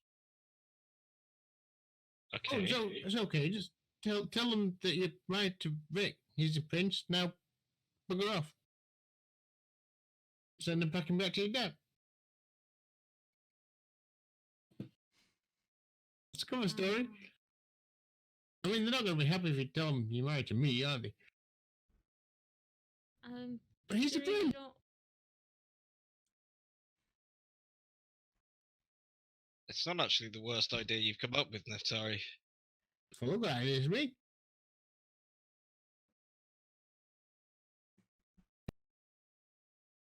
So Not sure what's how that we'd make prove you- any of this. I mean, I'm seriously doubting why you don't have papers, Vic. My entire city and country was pretty much destroyed. A signet ring or something? I've rolled up my sleeve with the kind of growing tattoo on it. Mm-hmm. That's pretty much all I have. That could work. Maybe. Do a lot of people have that where you're from? Both of you go ahead and roll me history checks.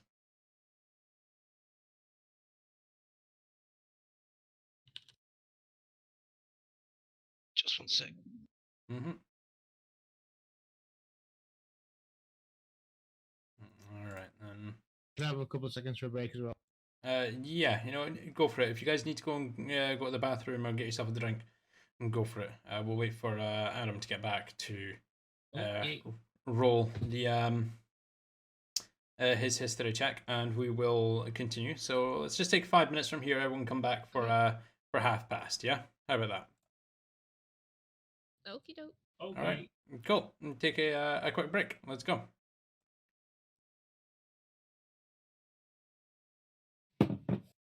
Unmute things, please. There we go. Thank you, SLOBS, for not fucking up. Right, so breaks have been had, drinks have been had, people have had a bio break. We are good to continue. So as you guys have finished having your light discussion and your plans have been made for whether or not you're going to make your way out and greet these two new individuals. One you apparently has been announced as Bizet, Corleone's eldest brother, who you have met before when you were traveling from Stillman to Westrun.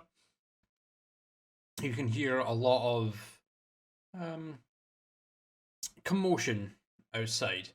The growing sounds of multiple voices talking, some shouting. Tones of voice range from being quite calm and controlled to anger and frustration. Before what looks to be 3 silhouettes kind of stop outside the tent. One hand kind of opens the flap and steps in, and Sky steps in to see you all.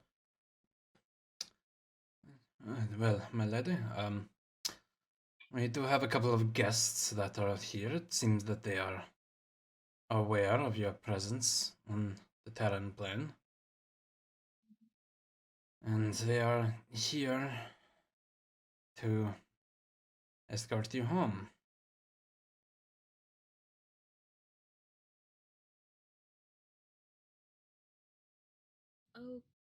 Okay. Now, I'm not one to cause a scene. However, of course, you are your own person. You do have your own free will. You are my guests here. If you would like us to send them away and refuse them access to you, I will. Yeah, but then Daddy will come back. And more if I deny Lord Ramiel access to you, he will most likely attack and kill me and all of my people. I am well aware of that. But we are nomadic, we can stay on the move, and we have avoided your father in the past. It is something we can do, but otherwise, I will have to hand you over. I just look at Vic. Are we doing this? There's no need for your people to fight or cause yourselves conflict. If you want to help, there's a greater cause that you can assist us with, but it won't be today. And Guess the it's wind worth will a try. disappear. When will this cause be, exactly? It's coming, but not on this I- plane. I mean, I could probably send word when, I learn a spell to do it. And if we are able to come across someone that can shift us all to, I'm assuming, the prime material, then we will do whatever we can to aid you. Then that is more than enough for us. There's no need for you to engage in a conflict today. I will go out and inform our guests of your cooperation. Would you like to have them in? Have me send them in, or would you like to wait and go out yourself whenever you are ready?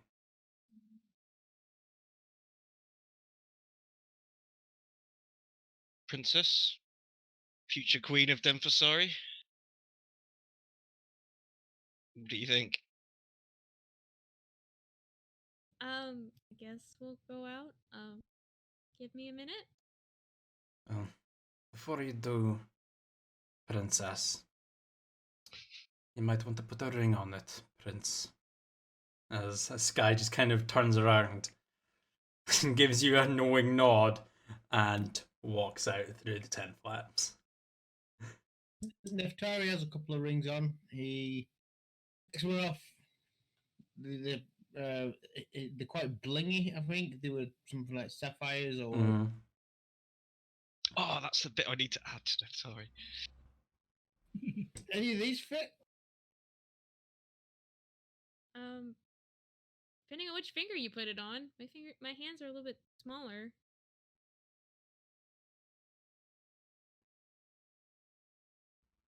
Well, instead of a ring, here, take this necklace. I've got a sapphire necklace. I said ring specifically. That's important in culture. Is I mean, it important in your culture? It's an engagement ring. That's important in almost all cultures. If you want to get married, you get an engagement ring. You need to have something to make it official. I'll oh, it's prettier. I'll begin taking off the ring of free action, Okay. and I'll hand that over to Carolina. Okay. Got a gold ring with a blue gem. Mine doesn't fit, does it not? It will not fit, unfortunately. Your hands are, in comparison, sizably larger than Coralina's. I've got spindly elf hands. Yeah, spindly, lithe elf hands. So yes, the ring of free action. You can put that on, Coralina, if you'd like to. All right. Attempt. I'll to slip it deceive. on before we head out. Okay. I will approach Neftari and give him a kiss on the cheeks. I appreciate the gesture. There you go. All right. Okay. As you all, I'm assuming Neftarian Temple and Victorlus, you guys are all following behind Carolina as she makes her way out. Absolutely. Yeah, I'm just gonna try and kind of make yourself look as presentable as possible. As princely as I can. All right. Well, you step out. The first person that you catch sight of, Carolina, is your oldest brother, Bizet, out there with his long purple robes on his it's slick white hair, kind of a brush back, and looking as kind of like he did the last time you saw him. Turns around and sees you and gives you a smile. Carolina, it's very good to see you again. It's good to see you again. Now, unfortunately, my father knows that you're here.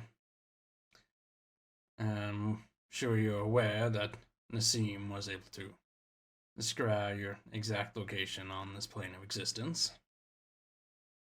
Once father was made aware, he did ask that an envoy be sent here to ensure your safe return.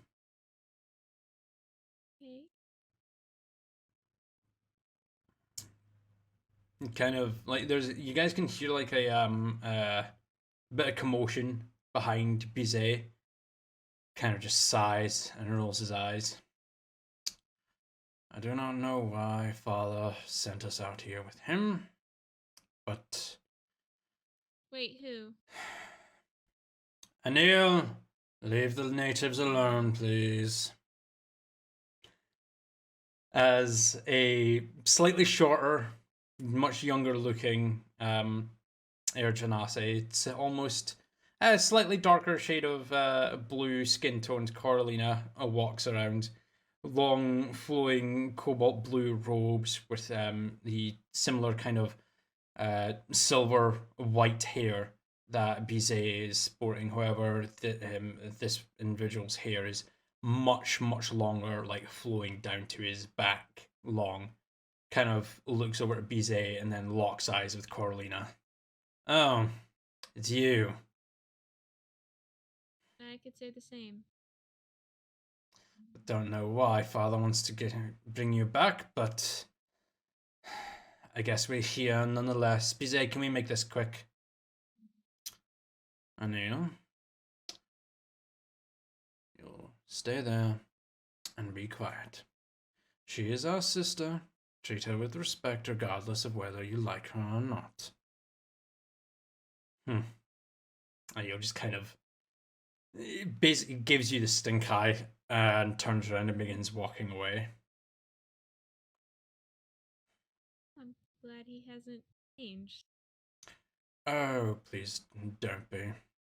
He is as much of an asshole as he has been. Right. Anyway, our father is about unfortunately that. expecting you. Well, I guess he should be expecting a few more. Yes, I can see that. Right. All four of you are going to be joining us? Only 3, but yeah, all 4, like myself included. Yes, all four of you, your 3 companions. Yeah. I think it would only be proper. Proper. And why would that be? Well, I assume that before we can proceed with engagement, that I would require the permission of the good lady's father. Engagement, huh? Kind of looks down to you, Coralina, and sees the ring on your finger. Well, ma. You do realize that father is going to be disappointed. He's a prince. A prince doesn't matter, Coralina. You know he likes to arrange who we are engaged to. I understand that. However, he's not even met him yet. We'll see. Hopefully, Prince, our father likes you. Otherwise, I can assure you that my father is very powerful and very influential. I'm sure that your father will be more than happy. yes, the mention of power and influence does sway my father quite a bit, but my father is not in the best of health at the moment. We will see. Best that he Kind see of- his daughter happily wed before he passes, then. But it does depend on who she's supposed to be with. After all, the last time we met, you weren't misty stepping away from contact with the elf. It was someone else. As he kind of looks to you, Neftari, smiles, and looks back to you, Coralina. I hope you can deceive Father, because you can't deceive me. We must go. Father's expecting us, and if we are later than usual, I'll probably face more than a few lashes this time. Right. Should we go? If you're ready, we should proceed. Anil, prepare the plane shift. Yes, of course. Plane shift. While he's doing this, can I try and just have a look? Where he's taking his rod from for the plane? Does he have a satchel or? Anil has a backpack that he pulls the attuned planar fork from.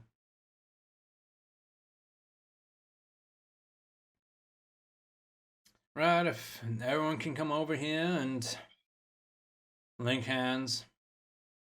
I mean, I'd rather not have to touch any of you, but I guess I'm going to have to, considering we're all shifting planes. I was going to lean close to Coralina and say quietly, "You want to do this?"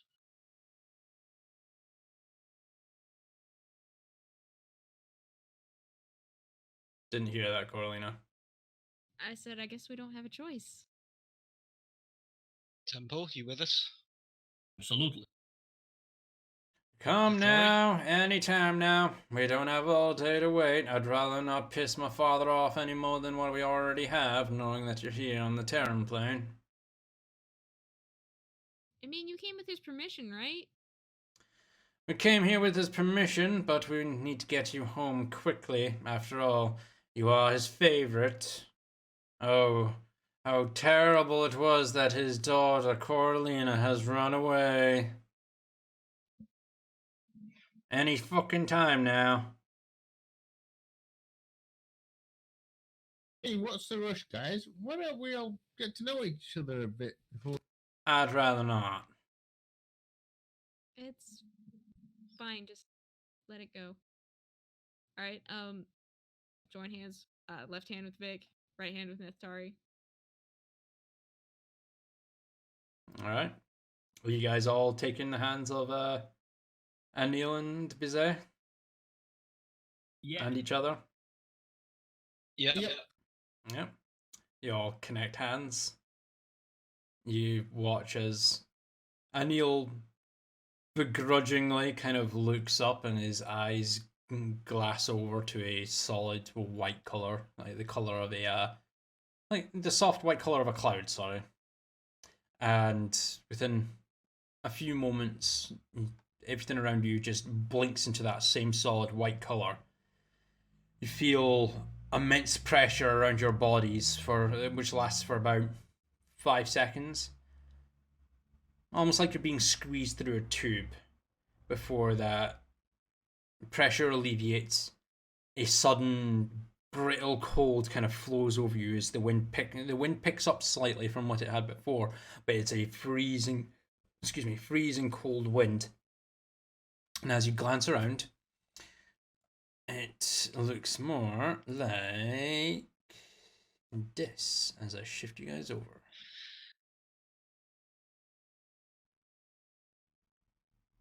Ooh.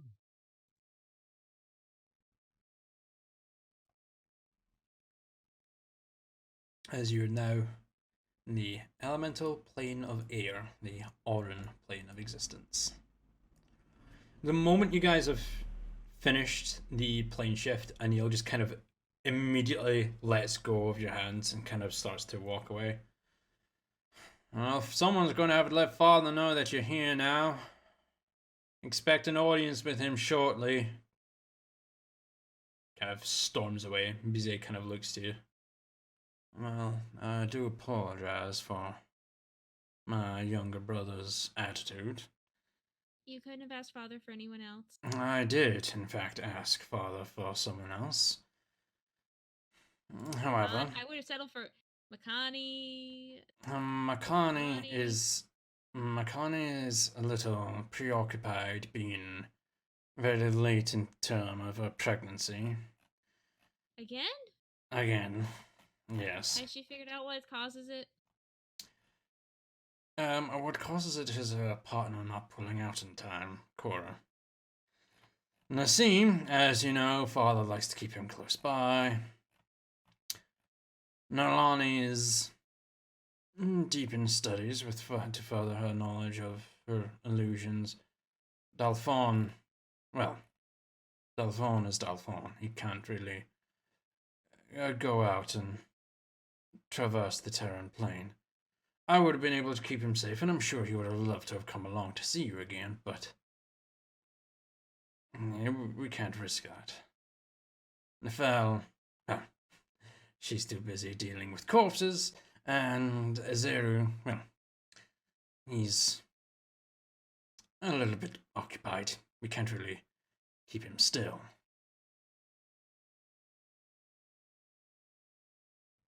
Well, thank you. Do you want us to wait anywhere in particular? Well, Well, Father still has your bedroom. It's not really been touched. A little bit cleaner than when you left it, since you did leave your things, and you leave the place in a bit of a mess when you were leaving. But you do have your room there, and there are several guest rooms that your companions will be able to stay in. But I'm sure a father will either message you for his audience or come and get someone to collect you. Okay.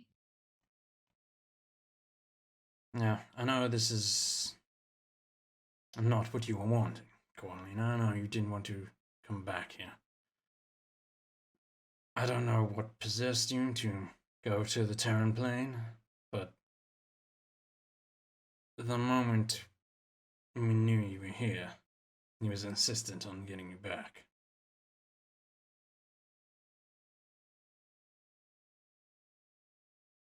That's not a good sign, is it? It is not, no. If I could have done anything to sway him to leave you alone, you know I would have. But lately he hasn't been listening to my reasoning.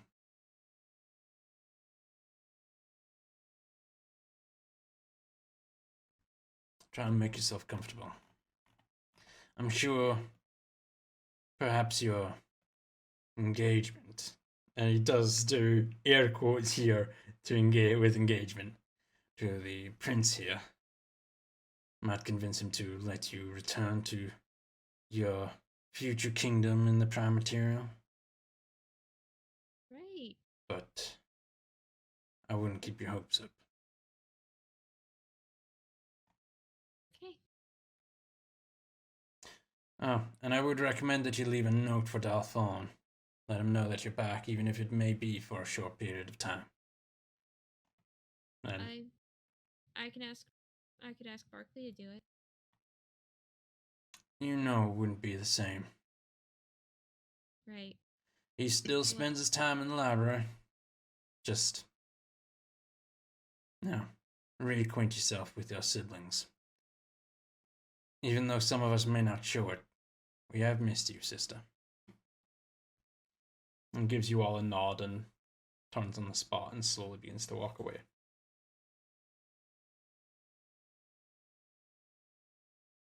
As soon as we're alone. Well, Nice this- place you got this- here.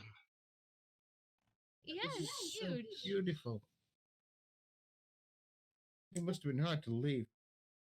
As you glance around, you can see that, like, almost every mass of land seems to be, like, floating through air currents, waterfalls flowing off into the ether below. It's very calm and serene from what you can see, but from what Cora has explained before, it is the elemental plane of air, so the further out you go, the more dangerous it could potentially become with raging hurricanes and tempests flowing around. But from here, with the large floating mountain ranges, seeming bridges almost interconnecting between the two of them to allow you transport, it is quite a calm and serene visage before you.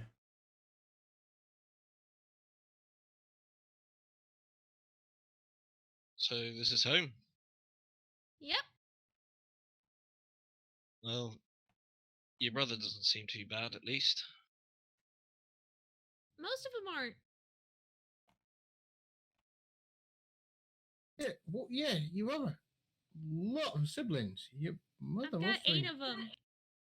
yeah, your mother must have been quite a woman.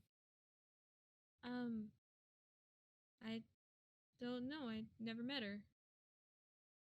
Well, they're all half siblings anyway. We all have different mothers. Ah, Well, except Nassim and Makani, they share a mom. father had a harem? Yes, that's standard practice. I like it.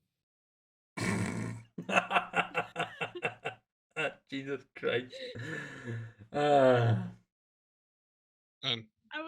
was composed until Scott started laughing. Oh, fuck's sake. Where's this at alcohol in it now? I mean, granted, your rank and power amounts to how many women you have in your harem.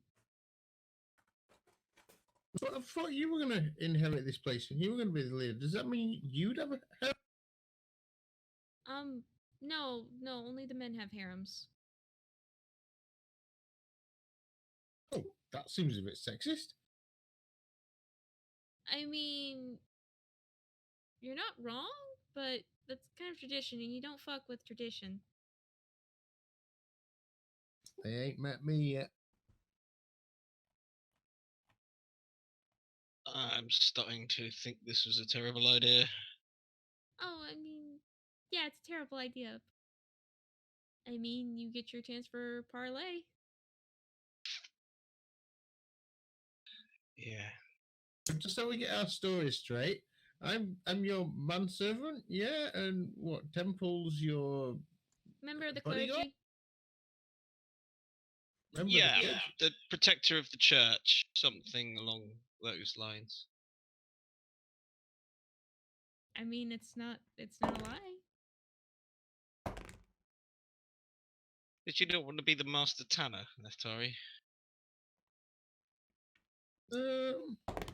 Well, Master Tanners smell funny. Well, I don't. You're happier with manservant.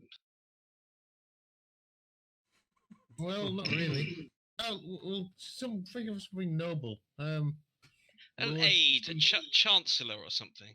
Yeah, Chancellor. That's a long word. I like that. What is it? I don't think we ever had chancellors back home, but While you guys are having this Nothing. discussion, can I get everyone to go ahead and roll me perception checks? Yep.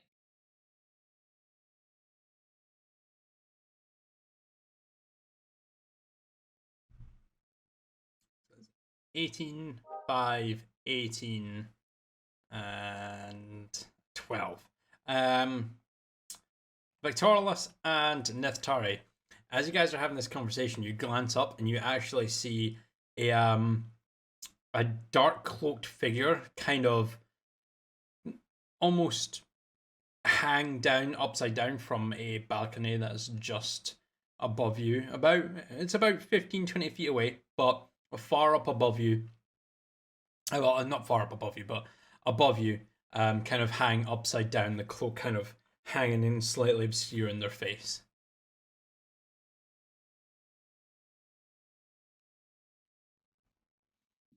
what's that? What's what?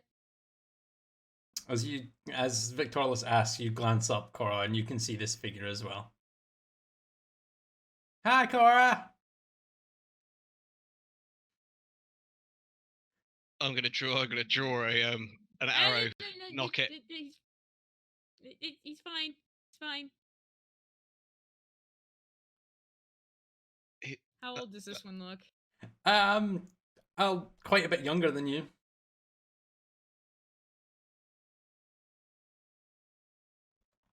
Why don't you come down here?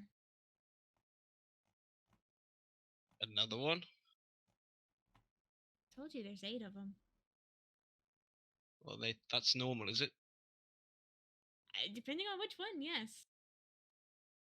Okay. Kind of, do you watch as this individual does who's hanging upside down, kind of flips over, does like a backflip in the air, drops, catches onto the ledge of the like the balcony that you guys had plane shifted to, and then just kind of like monkey climbs over the banister and just jogs over to you. You recognize a little bit older than what you remember. It has been a long time since you were back here, but it is Zero, your youngest brother. How tall is he? He's now only about half a foot shorter than you. He Okay, was hasn't quite. caught up yet. Yeah, he hasn't caught up quite yet, but you were significantly taller than him when you last saw him. But he's caught up quite a bit, but not overtaken you yet. Hi, Cora. I'm glad you're home. Yeah, it's good to be home. Have you met my companions? Hi, I'm Zero. Hello, Nice I to am meet you. Temple. Whoa, it talks? I thought that was Yeah. just a bit of armor. That's cool. Yep. I do. I walk and I talk. Can you do magic too? I can. Oh, go and show me, please. Oh, it's special kinds of magic for when people are hurt. Oh, the healing kind. Oh yes, absolutely. And the demon burning kind. And demon burning. That sounds you- cool. Can if- Cora, can I do demon burning magic? Maybe if you keep studying. But I don't like studying. You know that. And you can always know. become a druid. But druid magic's boring. I don't like nature and stuff. I like to turn things into other things and like using that to move things around and I can control like mold the earth around me so that if I accidentally fall when I'm running around and definitely not annoying my father, I can catch myself in case I fall so that I don't kill myself. It's good fun. That's always Druids can do that too. It takes less studying than what it does with wizard all that. More drinking and smoking. don't get him. Drinking and smoking? That sounds fun. Can I do that, Cora? No. But why not? Because I said so. You were a lot more fun before you left.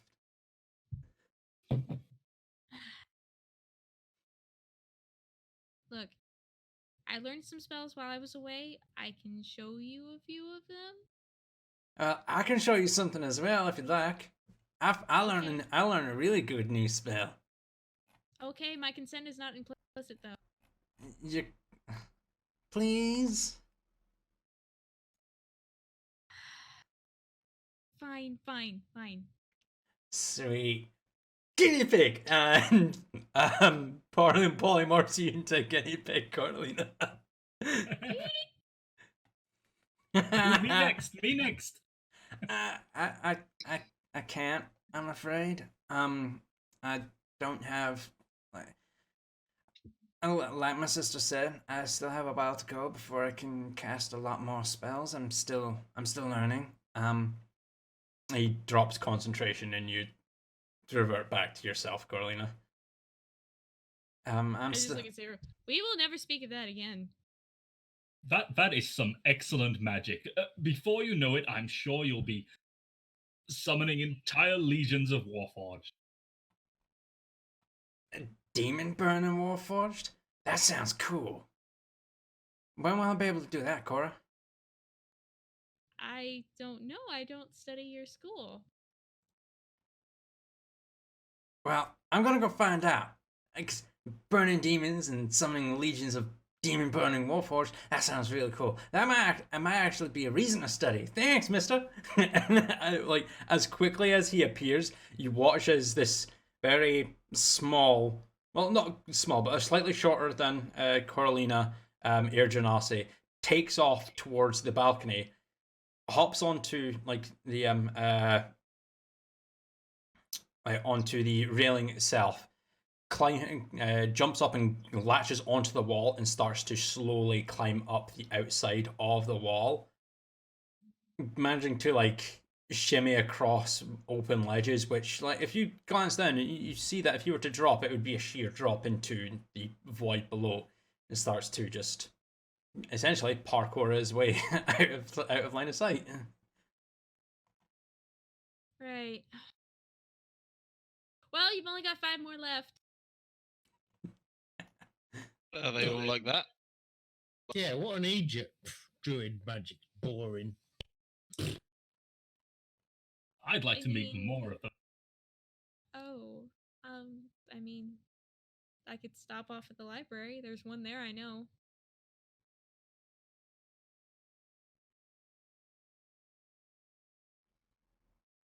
Well, We're going to meet all of Coralina's family. unless we make the How most of it wonderful. before we meet Daddy, I suppose. Yeah. May as well Don't get call him- acquainted.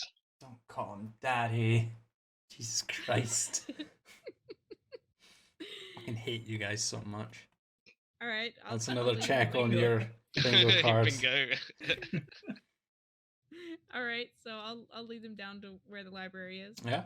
Takes you about 10-15 minutes of traversing through the Ramiel estate. You do pass by a lot of air genasi set up in like a gleaming white silver armor pieces armed with an array of different weapons.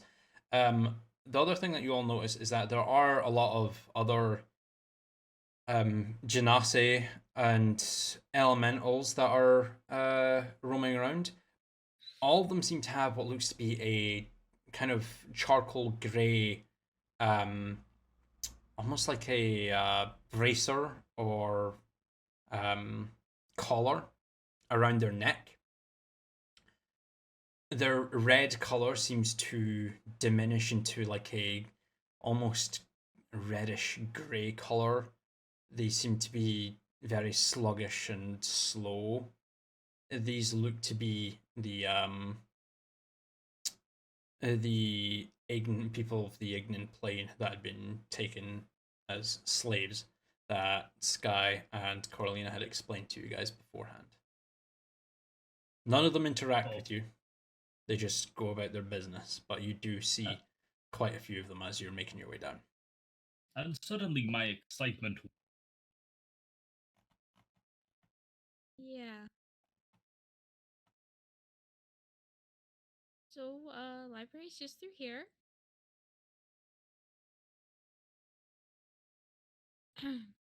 So you pass through Yep. into this library. The Oh, library sure. is it's not huge. It is like a really big library. Like you remember the library on Dovahheim when you initially spoke to Remur, three of you, Corlina, you weren't here for this part. That library was massive. This library is like just tiny in comparison. But it's still quite large, quite an extensive collection of books all around. Initially, as you glance around, doesn't seem to be anyone nearby. Are there paper and envelopes nearby? There are different coloured pieces of paper scattered around, yes. I'm looking for the red ones. You are able to find the red paper is set aside. For the rest of you, you do see 3 small piles of paper. One pile is set as green coloured, one is blue coloured, and the other is red coloured. Jot down a quick note in Orin. Mm-hmm. I'm back for a time. Fold it into thirds. Go find the appropriate place on the bookcase Mm-hmm. to put it. Where is that?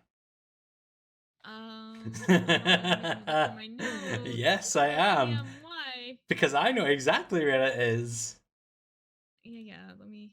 Because I definitely don't have your the sheet open with all of the information in regards to your siblings here. Oh my god.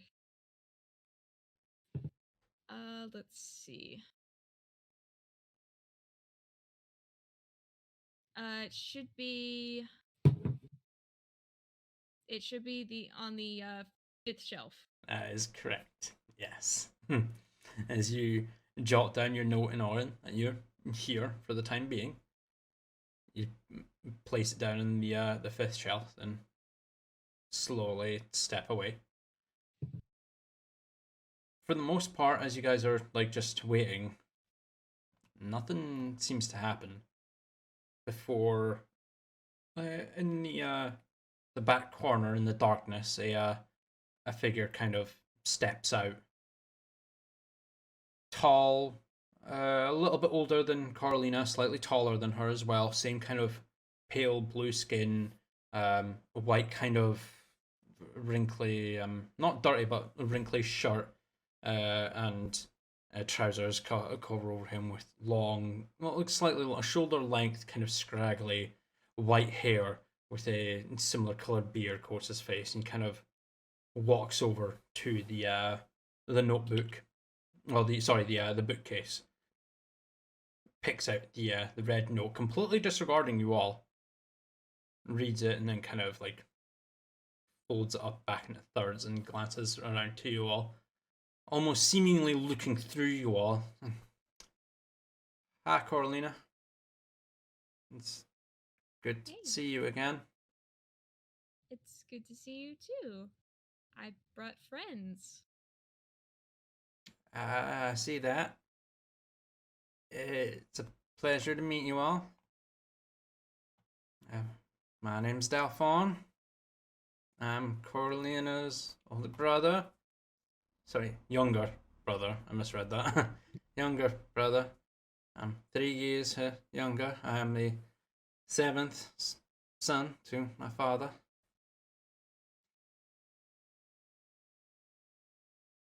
You see, as he's saying this, he is not making eye contact with any of you. I'm gonna lean towards Carolina. Is he okay? You know when I said I don't people well? Dalphon really doesn't people well. Looks to me like a dedicated scholar. That Nice is library you accurate. have here. Thank you.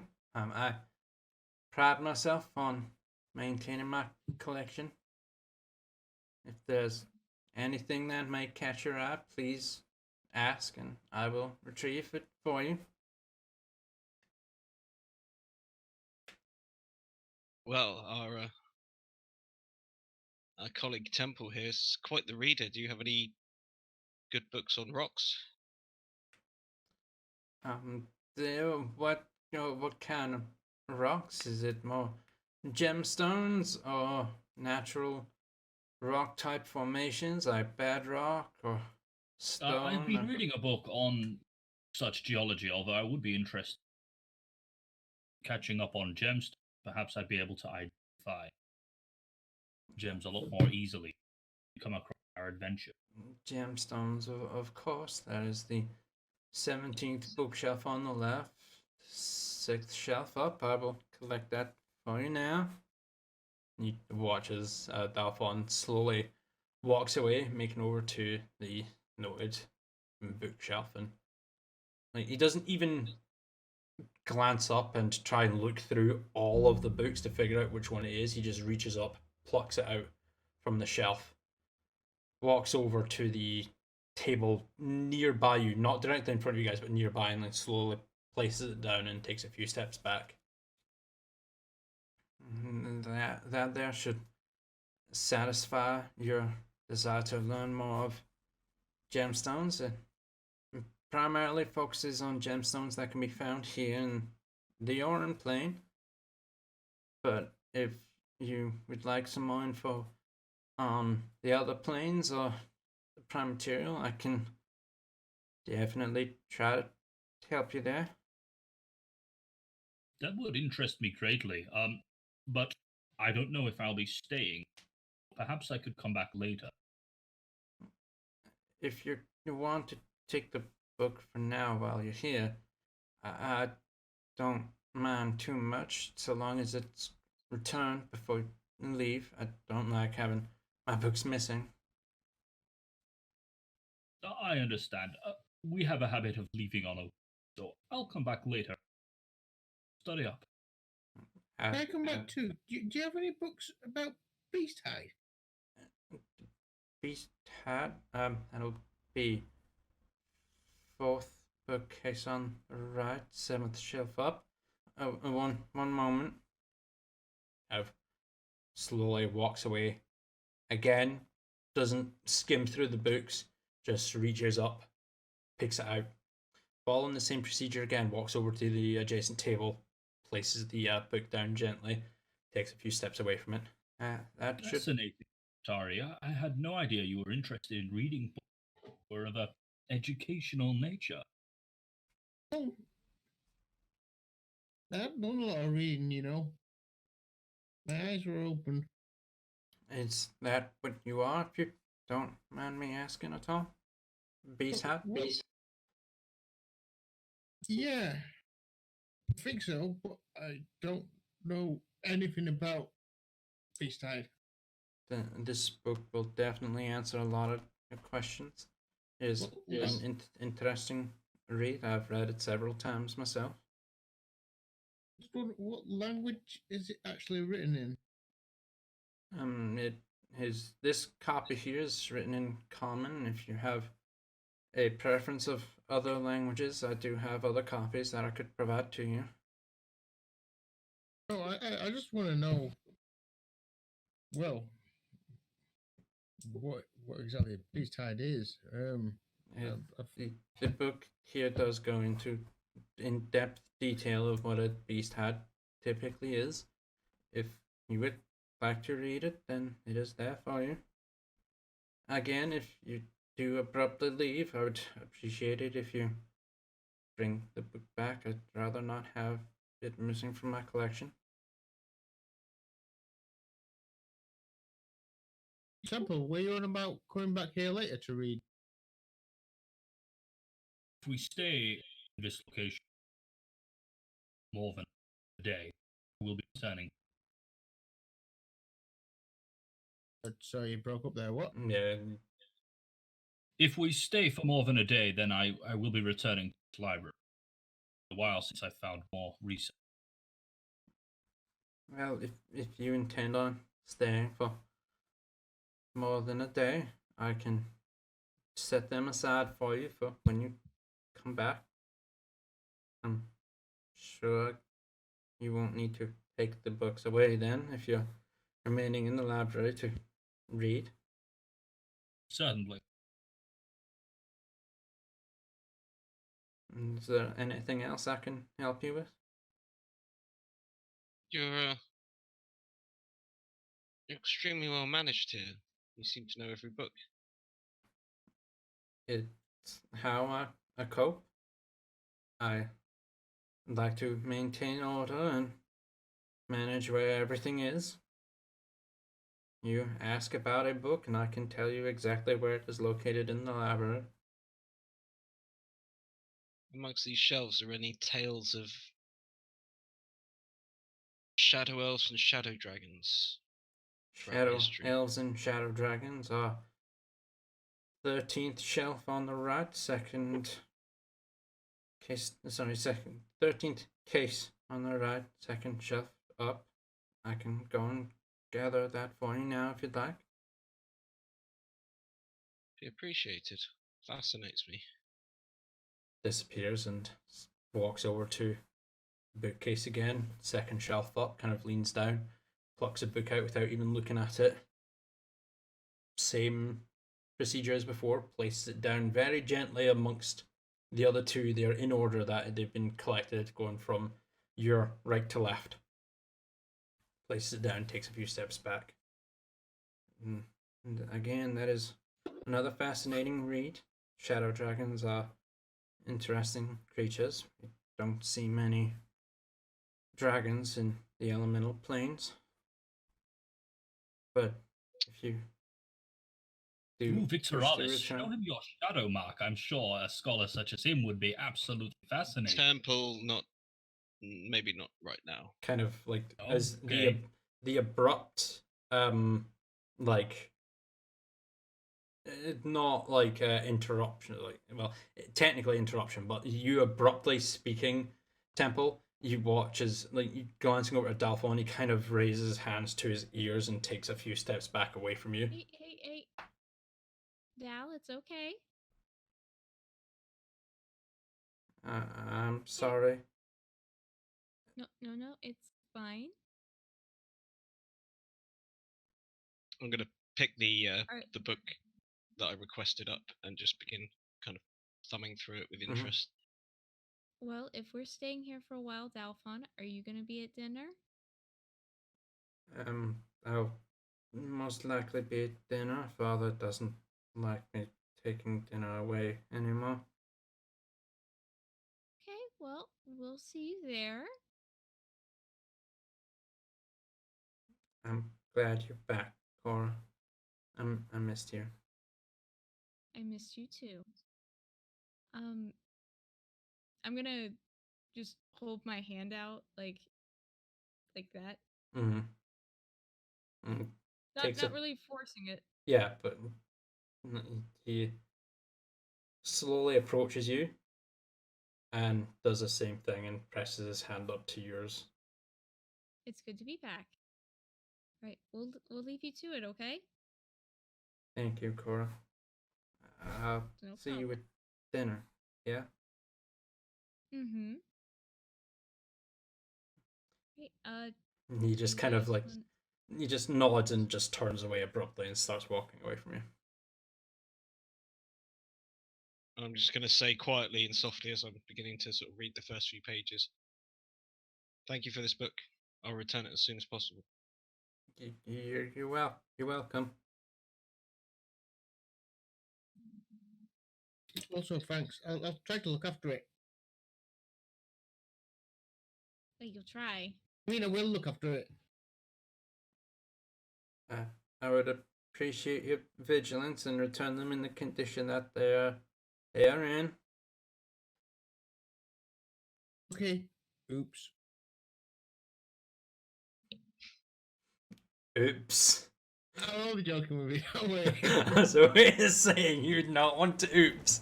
Not right now. I stole my brother. Cora, are all of your family like this? Oh, you haven't met the weird ones yet. He seems cool. I thought he said he wasn't a people person. He's not very peoply, no. Well, He seemed alright to me.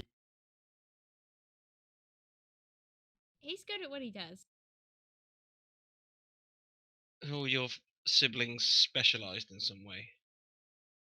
I mean, we all have a different school we study under, yeah. Does that affect personalities? Because so no, far, you know, Dalphon was born that way. okay. And the other one, the Bat Boy. Oh, Zara's just hyper. Okay, He's always been like that. it's born like that. I mean, I guess. Can't wait to meet the rest of the family. Well, you're probably gonna meet the rest of them if Dad has dinner. I think the only ones that haven't really been mentioned, Nefel's probably away at the greenhouse. No, Lonnie, she's probably around here somewhere.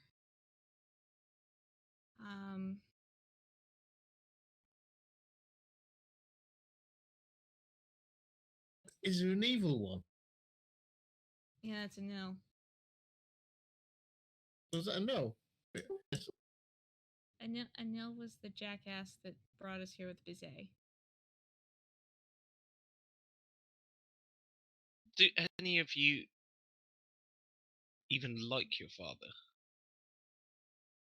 I mean, he's still our father. He's, you know, a little bit weird like that. Coralina, is there anything we should know going into the meeting you're having with your father? Who very adamant about you returning. I mean, well, you know, arranged marriage is a thing. and has he arranged a marriage between yourself Oh, he's attempted and, several times. and why is it exactly that he has failed? Well, Do you have any say in the okay. matter at all? Surely you do. Okay. Well, the first one I met when I was about 7. I bit him, so that was a no-go. The second one, he died. Third one, kind of slipped. Did you kill him? No. What? The second one? You said he died. He died of a stroke. The stroke you helped a lot. No, I was 13. He was Hey, that's old enough for your twice. first murder. He was 3 times my age. Still not very old. And then the most recent one kind of slipped, fell, landed in my sister. Landed in your sister. I believe you have misspoken grammatically. When you say landed in your sister, what exactly do you mean? Sorry, Scott's dying over there. Slipped and fell, and yeah. Actually, I think I've slipped and fell like that before as well. I believe I understand now. It seems like a Neftari move. It just happens when you happen to be found in, somebody's bedroom at an inconvenient time. It slipped and fell, and it happens. It's completely understandable. I can. Oh God, we've almost killed Scott. Coralina, do you know Slip, that fell, Father has another potential suitor lined up? And what do you think he would make of the story we have told regarding Victoralis being a plan? I've never slipped and fallen and ended up in anyone. Please stop. You're gonna kill me. You're definitely gonna kill me. Please stop. Put that on the bingo card. Kills DM. Mhm. Fucking hate you guys. There you go. Coralina. Yeah. Do you know that your father has another potential suitor lined up? I mean, is that why he's gone to such incredible lengths to? I don't know for sure because women don't necessarily rule here. That would be my husband's job. You're here with friends now. Any potential suitor he does line up, we're here, and we can make sure we can arrange a trip in the fall. Makati's already pregnant. High fall over the edge of the one of these floating islands. We can help you there. I don't think murder is necessarily the answer. It's always the answer. Definitely not the answer. Well,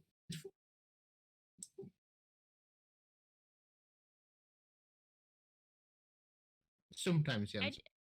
Something occurs to me. Okay, we can compromise and say sometimes. I have limited knowledge of marriage.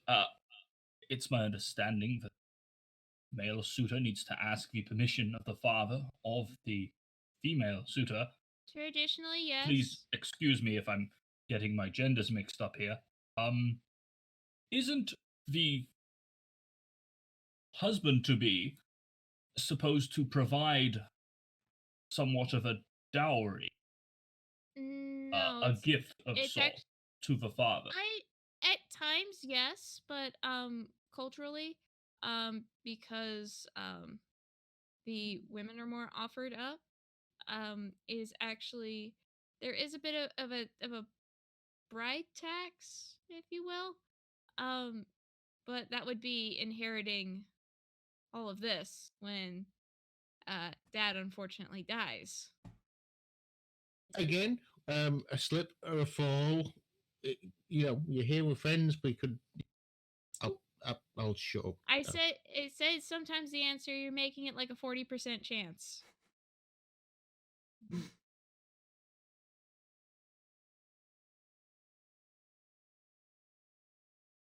40% chance, hey? To the next Of course. assorted building containing perhaps a relative we should meet, or perhaps the father, Well, it who I've depends heard on. so much about. So there's only like a couple left. Nassim, you're probably gonna meet at dinner because he doesn't really come out of Father's war room. Makani is around here somewhere. Just a word of advice. Her eyes are up here. That's Actually, an interesting better thing yet, to don't say. even bother looking at her. Her eyes are. You felt the need to specify the location of her eyes, and Are they implied particularly they're in the small? correct and normal position. This is No, interesting. she's Perhaps some kind she's of well mutant. she's I'd well love endowed to and meet she'll her. pounce on any sense of weakness. A true tactician then. Excellent. You could Someone say that. else I'd love to meet as a scholar of the arts of war myself. Nolani's around here somewhere. Nefel, best to eat first and then wait a little bit before going to see Nefel. Points to Nethari, especially you. Alright. She doesn't like her research being consumed. Research is edible? For you, yes. Unfortunately. Okay, I'm hungry. We should be here first. You can't be eating anything there. Okay, I won't.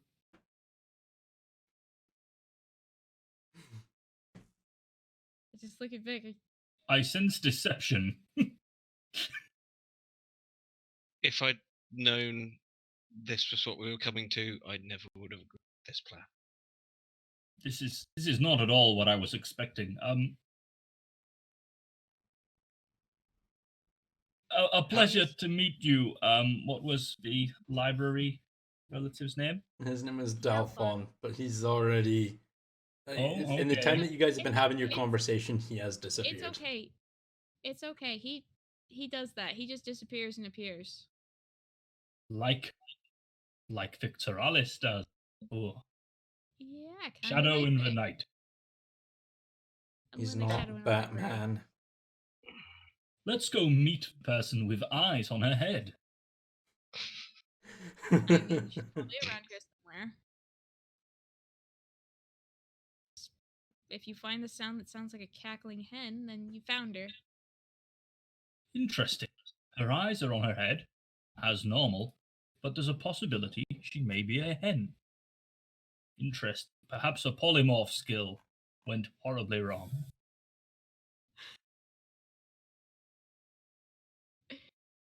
All right, I guess we'll start nosing around. I guess. All right. As you guys start nosing around, you specifically looking for Makani, or what's the plan? I'm look. If she is entertaining people, she's probably laughing and cackling over the top like a hen. That's what I'm listening for. All right, go ahead and roll me a perception check. Okay.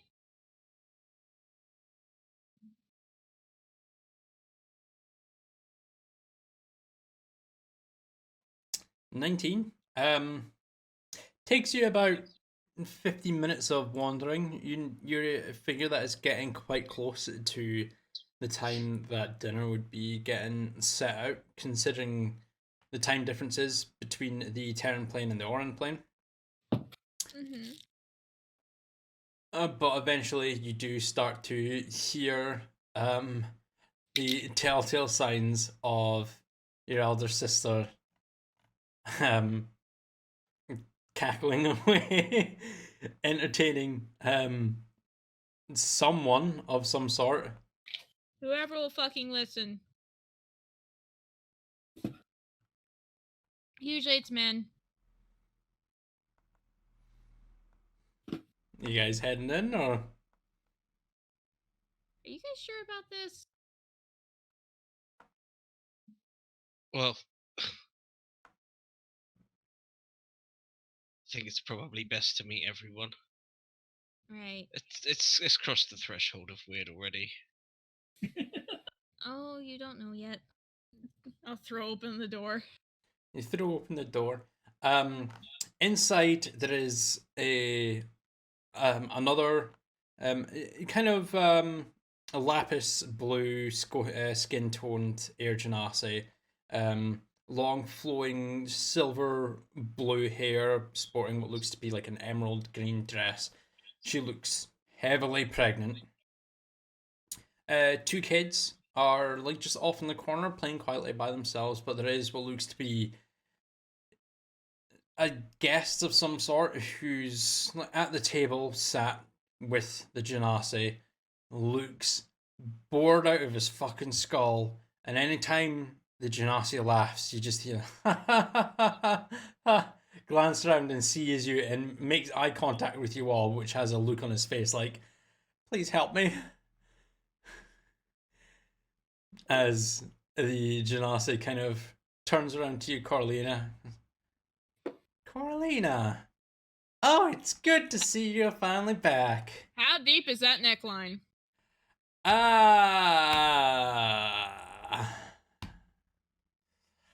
Quite. She has got the bangers on show, right? Yeah. Oh, yes. Practically spilling out of her dress. I would like Neftari and Victorious. I'm forcing you guys to do this. Charisma saving throws, please. Counterspell. Oh no, this, this isn't a spell. This isn't a No. spell. I just want you guys to My roll apologies, then. charisma saves. I don't think there's a need for Neftari to make this save. He's just gonna ogle. Alright, cool. Fair enough. Victorious, on a 16, are you actively trying to listen to Corlina's advice and not stare at her chest? Yeah, I've been more fascinated by this book. I'm trying to walk around with it kind of in my hand, yeah, like just thumbing like through it as I go. I'm trying to look like an educated princely man at the moment. Of course. Yep, those are tits. Those are pretty big tits. Book, yes, interesting. What does that say? Yeah, but yeah, Neftari, all like cartoon style, eyes bulging, popping out of sockets, like titties. She just kind of Makani kind of turns to you, Carolina, and all like shifts in her seat and kind of presses her arms together towards her chest, kind of press her chest out a little bit further as she sees Neftari and Victorious. How have you been, Cora? It's been quite some time. It has. Did they run out of material? Whatever do you mean? It's like Did being you back on the use- fire.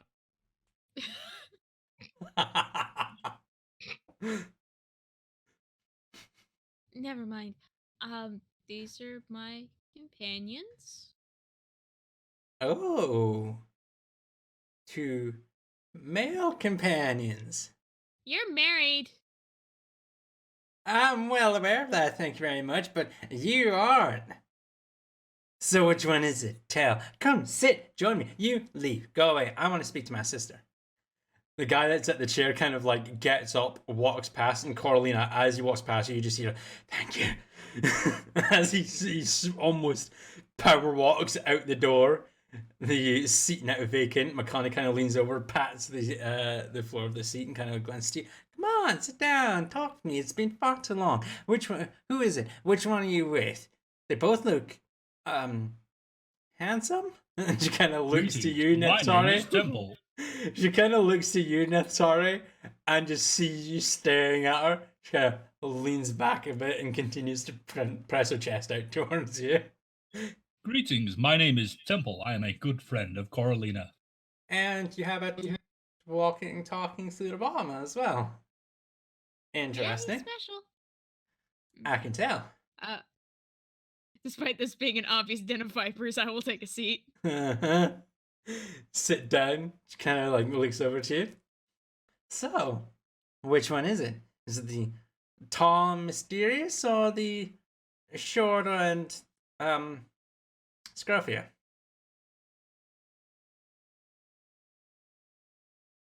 Oh, come on, don't like. I know you're going to have to make appearances when Father asks you which one it is, because you're traveling with 3 strapping young men who are of breeding age. So you have to tell me which one it really is now, so that I don't make slip and tell something different later on. Which one is it? The elf. I'm marching at this point. I want you to roll me a deception check. Oof.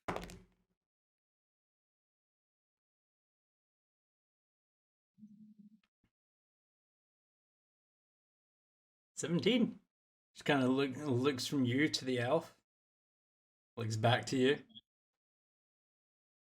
That's a really good choice.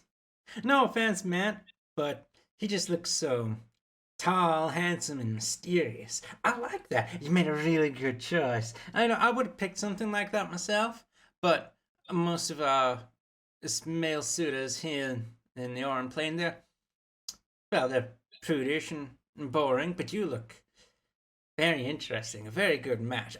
See, I have an eye for these kind of matches, Cordeline. I've always told you that. You still suck at reading tarot cards. How dare you? I'll have you know that I'm vastly improved my ability at reading tarot cards since we last met. You read Prince Encounter Bears. Victorious. I'm going to interrupt and put a hand out. Mama, a prince as well. Gets better and better. Kind of slowly puts her hand out towards you, not as a shake, but puts the back of her hand out towards and I will you. do the courteous princely thing, and I'll take the hand and I'll kiss Give it a kiss. Yep, nice. Like, you didn't make eye contact with her, did you? Well, yes, it would be the princely thing to make eye contact with her when you were before doing this. No. I'm saying like while kissing the hand. There's implications made if you make eye contact during kissing the hand. Yeah, well, yeah, that's a good question. Did you make eye contact or no? No. He would have been very. Yep. All right. Subservient kind of. You saved yourself, sir. You have very much saved yourself as For those of you who don't know, the whole implication of making eye contact while you're kissing the hand is, hey, let's bang. Yeah, like I want to fuck you. That is the general implication with that kind of thing. But yeah, she takes her hand back and just kind of glances to you. My, someone who is of royalty. And it shows as well. You look mighty fine. If you don't mind me saying, of course. I may be married, but I'm allowed to have my opinions, thank you, before you say a damn thing. I appreciate the compliment. I'm glad. So, how long do you plan on staying here? Are you staying with us forever again, Cora? Or do you plan on abandoning us again?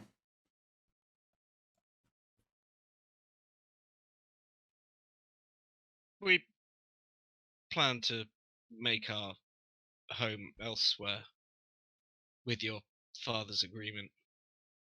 Oh, so you're already engaged, are you? You know, he's not going to like that. Well, Father had been trying for years to set me up, and if one just comes along, then why not? Yes, but you know, Father likes to set us up. So he may not like it. He may accept it. I don't know. He is our father, but I can't read his mind, even though I would most certainly like to try doing that. But he may be okay with it. Now, come on, let me see the rock. I want to see how big and shiny it is. I'll just hold out my hand. Hold out the hand with the ring on it. That's different. I guess this is something more inclined to those from the prime material. I've never been one for being flashy, Makani. You know this. I know, but it's your engagement ring. You know, we typically like flashy engagement rings, but I know this is you, and it's a ring from the prime material. So if this is what you like, then it's beautiful.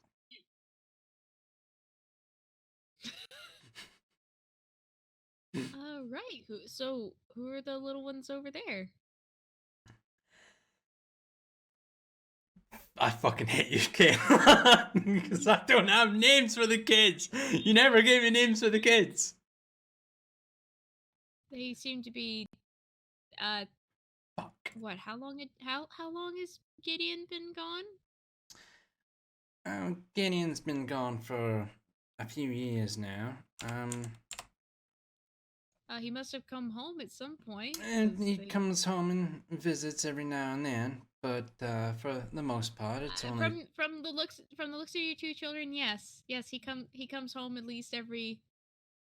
What, that one's about 8ish. That one's around 5. 8 and 5. That's correct. Yes. But And for the most she part, just looks at her sister being pregnant, and he must have returned at least within the last year. that may be true, but you have to understand that for the most part, he's away and not spending time here with us. I beg your pardon, milady. That's not your husband over there? That wasn't my husband. No, he was just a boy toy who I was trying to entertain, but he was prudish and boring, and as you could tell by the moment you entered the room and got my attention, he was out of here immediately, even regarding that, even though I kind of dismissed him, but the speed that he wanted to leave, he wasn't wanting to stay. Weak. Exactly. See, at least you understand. Anyway, Cora, the eldest over there, is my eldest son, Gio. The youngest, my daughter, her name is Flux. And from what I can tell, what I hope to be another boy, I'm still waiting on discussing a potential name with Gideon, but if he doesn't return, then again I'll have to make up my own name. Okay. Well, that's good. I'm very happy for you. Thank you.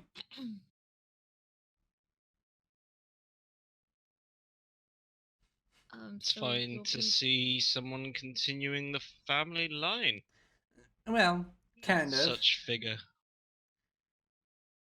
Kind of continuing the family line. I'm sure Colina has explained, but she's the only true heiress to our father's name, and the rest of us are mostly bastards. So any child that I have is continuing on the family name, but technically not true heir or heiress.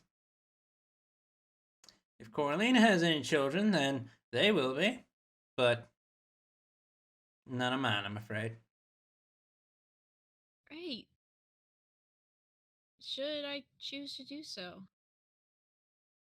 But, well, I'm sure if you and your prince here will get down and busy and have some kids of your own, then I'm sure they'll be beautiful children. Just Vic's face goes paler than it normally is. Right. Right. You're completely right. I know I am. I am the best at matchmaking. I told you would find someone who would be very suitable, very honorable, very prestigious.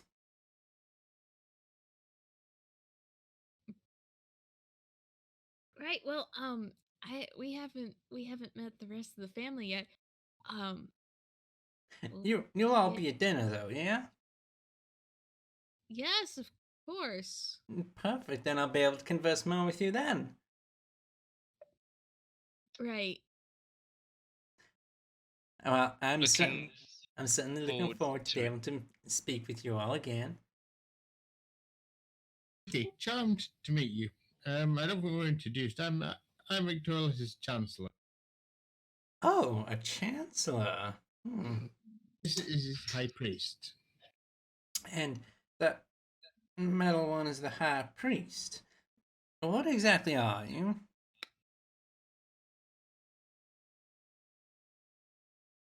I am a warforged, a constructor. A construct of metal and magic. Interesting. But Well, with the soul to match. He's Well, very I- cold. I would Honest- highly suggest that you don't really make mention of that to Nefel. If she figures out that you're a construct of metal and magic and not technically living, she would probably want to try and take you apart and study you. So, Cora, I am living. It's a complicated. complicated or not, she would most definitely like to take you apart and study you. So, Cora, you know what she's like, and don't make a mention of that. If anything, he is a very ugly man in a suit of armor. I don't think he needs to be necessarily ugly. How would you know? But take it ugly? from me that Regardless, he I'm must be a entirely very armor. ugly man in a suit of armor. Right. We'll get going now, and we'll leave you and your children be. If anyone is walking by, try and send them in here so that I have someone else to talk to, because it's very boring being by myself. Right. But I'll see you all at dinner, yeah? Of course. You enjoy yourselves now. Right. I'll get up and start walking away. I love how I'm making this so fucking awkward for you, Kayla.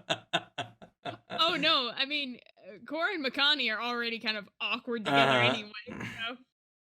All right.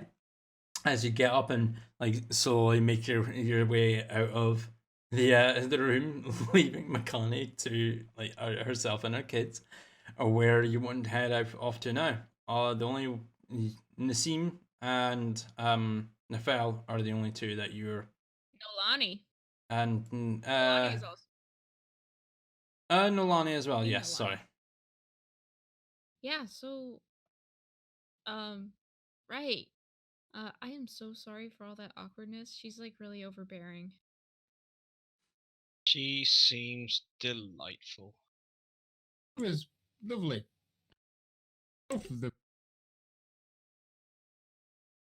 I mean, I just kind of look down a little bit.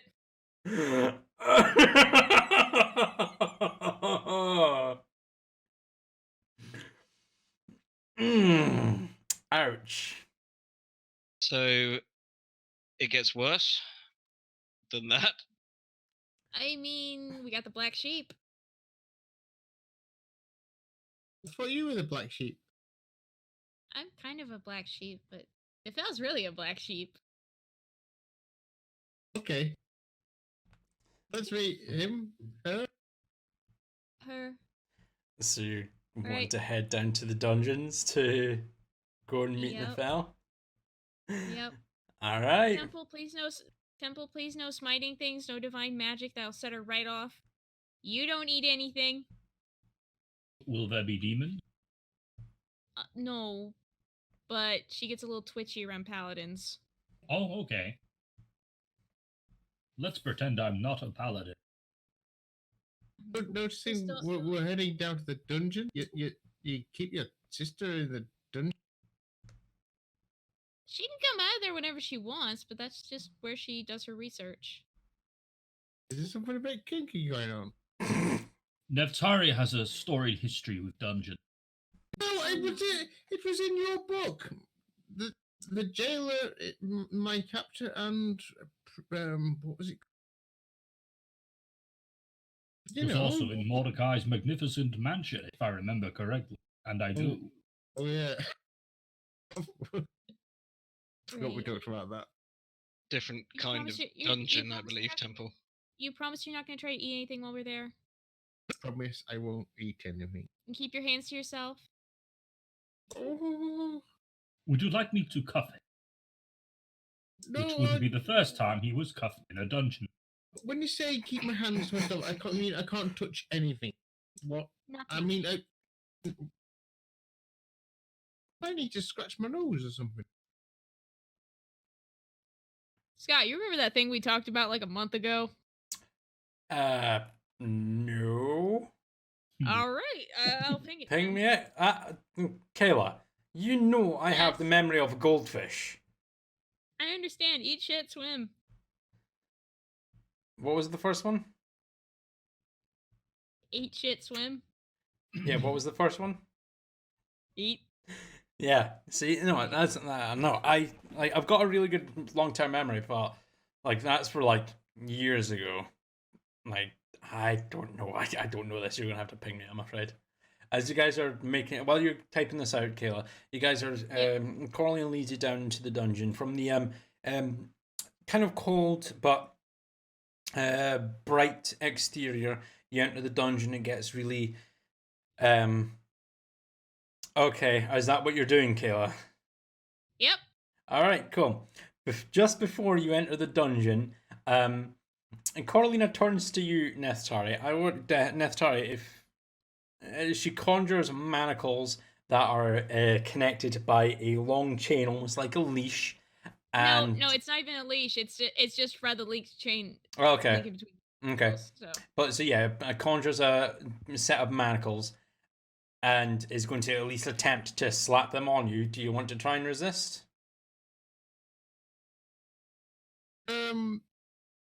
No, Nefari thinks this is rather interesting. All right, cool. As she kind of just turns around with conjured manacles in her hand, slaps them on your wrists, and then grabs the interlinked chain between them and starts dragging you behind her. She starts leading you all down into the dungeon. It smells kind of mossy and damp to begin with as you make your way down, but the further down you get, the smell starts to change from damp and mossy to dry and it smells of decay more than anything. As you finally make your way to Nolani's, Nefel's, not Nolani, Nefel's workshop. As you enter, there's like a lime kind of fell green color that spills out into the hallway. And as you guys enter and take a look around, there are multiple corpses of different beings from Genasi, human, elf, creature corpses kicking about, brains and eyes and jars, along with a lot of different organs and body parts.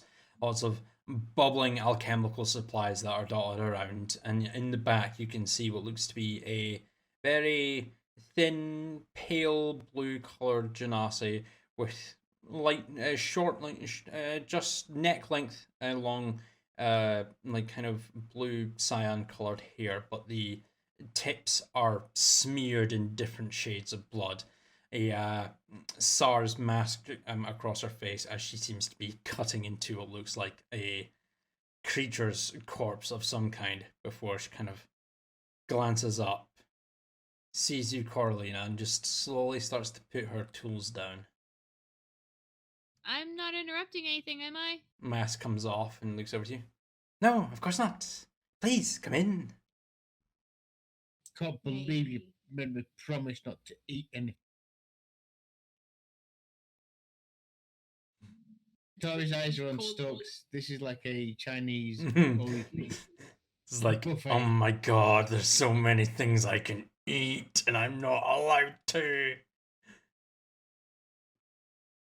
So, Carlina, you've returned. How are you? Been better, been worse. How so? You seem to be in one piece. At least, you look like it. Yep, I'm in one piece. So I guess our agreement still stands. For now, anyway. Yep. I'm still holding you to it. I'm in the middle of working on something at the moment. A little bit of this, a little bit of that. But you seem to be home. Is one of these men you're going to be your suitor that father has arranged for you? Or what's the plan? Well, these are my companions. We're companions. Do you have any intention of dying anytime soon? I could really use some more experiments to work on. She does just ask the three of you that very bluntly.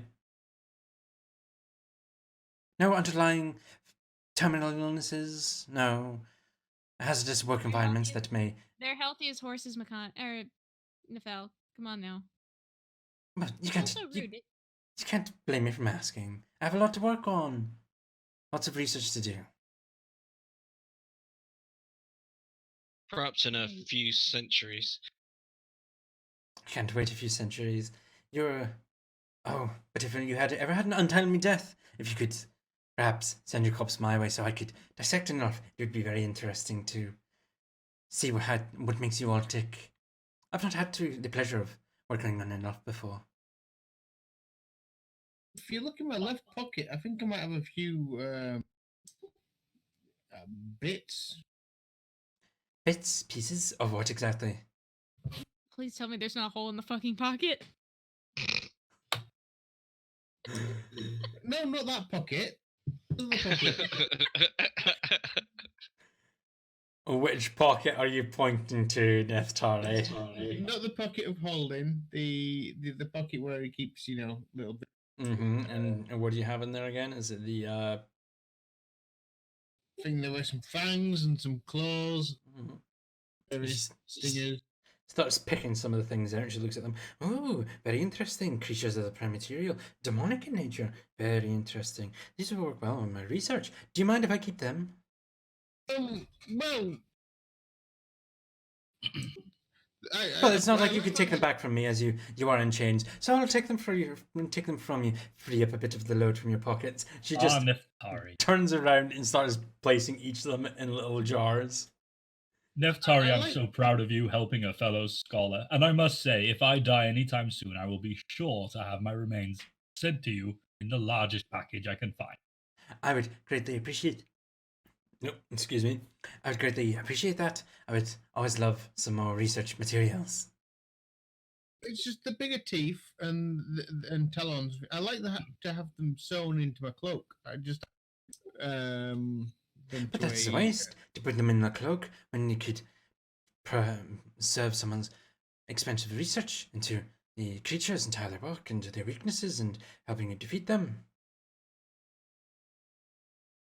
Have you not seen my cloak and how great it looks? It's got absolutely. It is quite a waste of material, I'm afraid.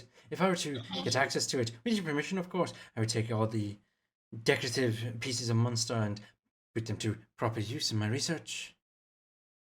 Well, there'd have to be something decent in return. I mean, it looks amazing.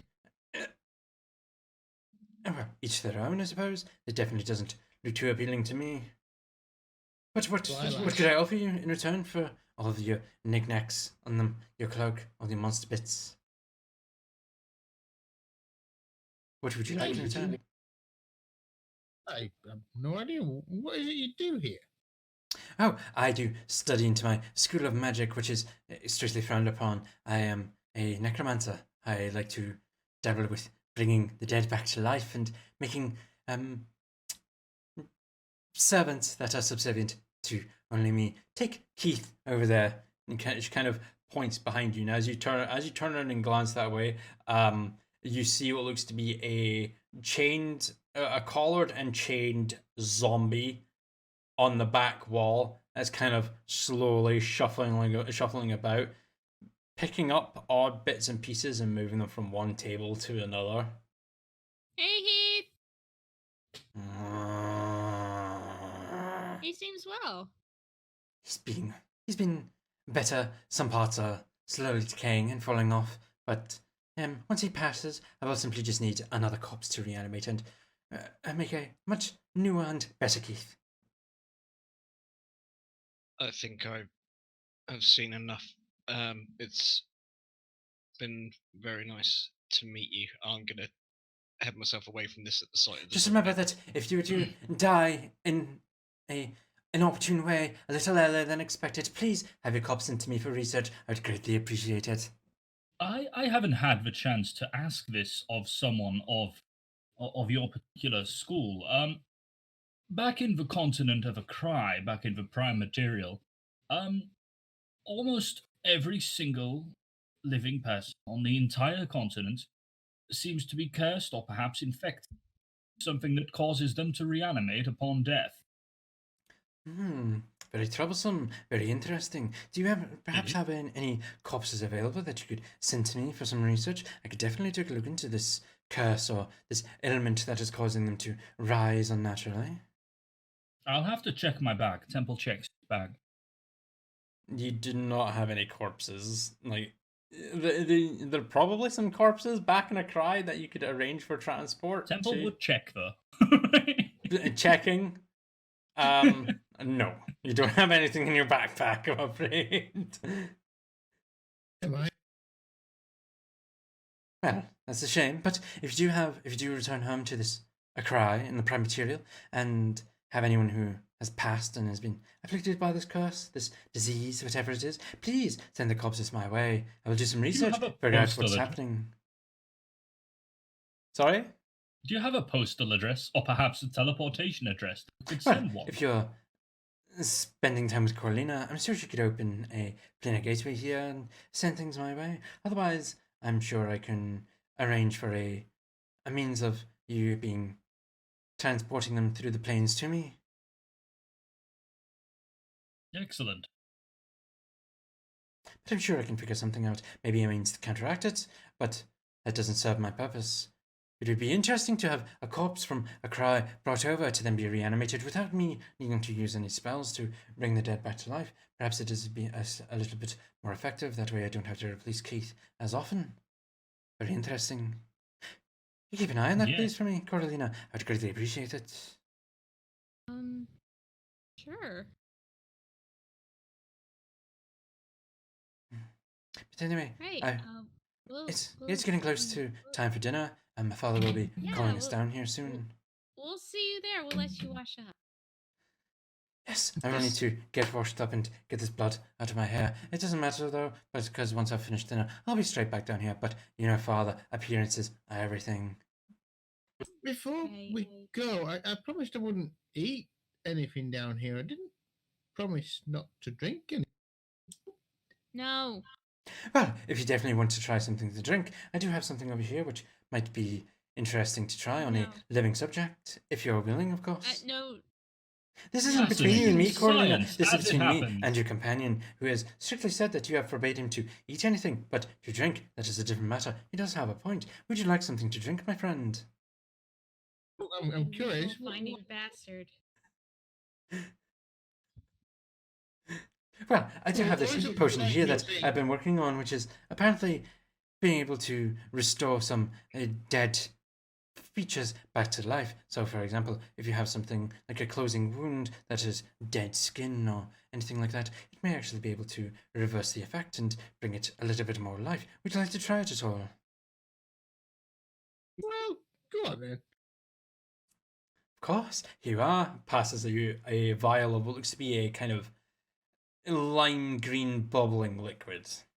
Got manacles on, so she'll probably have to. Well, manacles are just around the wrists. They're basically handcuffs, so you can still grab things and use things, but you're just my hands bound. aren't behind my hands aren't behind my back. then, No, really. they were in front. They were in front of you because Coralina had the linked chain and dragging you from in front. So your hands are in front of you, so you can still reach out and grab things. But you did promise you wouldn't eat anything, Okay, Starry goes for the mystery potion. and you drink it. Yes. Yeah, you That, drink. that should be on the bingo card. You drink a random potion that has been offered to you. Go ahead and roll me a con save, please. Ouch.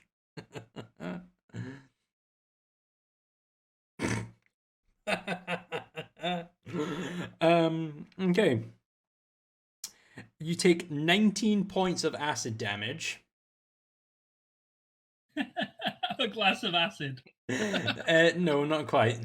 I'm wondering what's going to grow back. You feel it burning and surging through your body, but as it burns through you, like the scabs and bruises of the recent encounter with the guards and some of the like the slowly fading wounds that you've succumbed to, that you've received over the last few weeks of getting into combat. You do see that these scabs kind of like shrink in size and then pop off with the skin actually not actually scarring, but returning to normal as some like the dead scarred skin actually returns back to normal. Some of the scars that you've had just seem to fade away. What?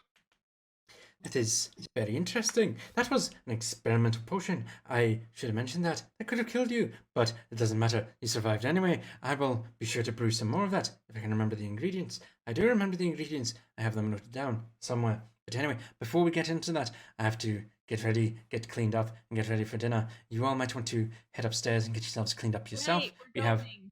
probably Yank on the 10 chain. minutes. We're going. We're going. As you turn around and start dragging Netari behind you as you tug away. It's good to see you again, Corlina. I will see you at dinner. We'll see you at dinner. Bye. Nice to meet you. You too. All of you. Come back. If you would like, I appreciate it. What an interesting fellow. The sister's amazing. Please don't humor her next time. She really could have killed you. Yeah, but she would have brought me back to life. How close am I to Netari physically? You're like a foot away from him since you've got a hold of the link chain between the manacles and are dragging him behind you. I didn't know if it's like I'm like the little section that's like actually in between it, like grabbing a Oh handful yeah, of no, that and yeah, just that's going. that's what you're dragging. So you're a foot away from him because he has his hands out in front as you're dragging him along. So he's about a foot behind you. Right, she'll get up close to him, like right on his face, like, just don't do that stupid shit ever again.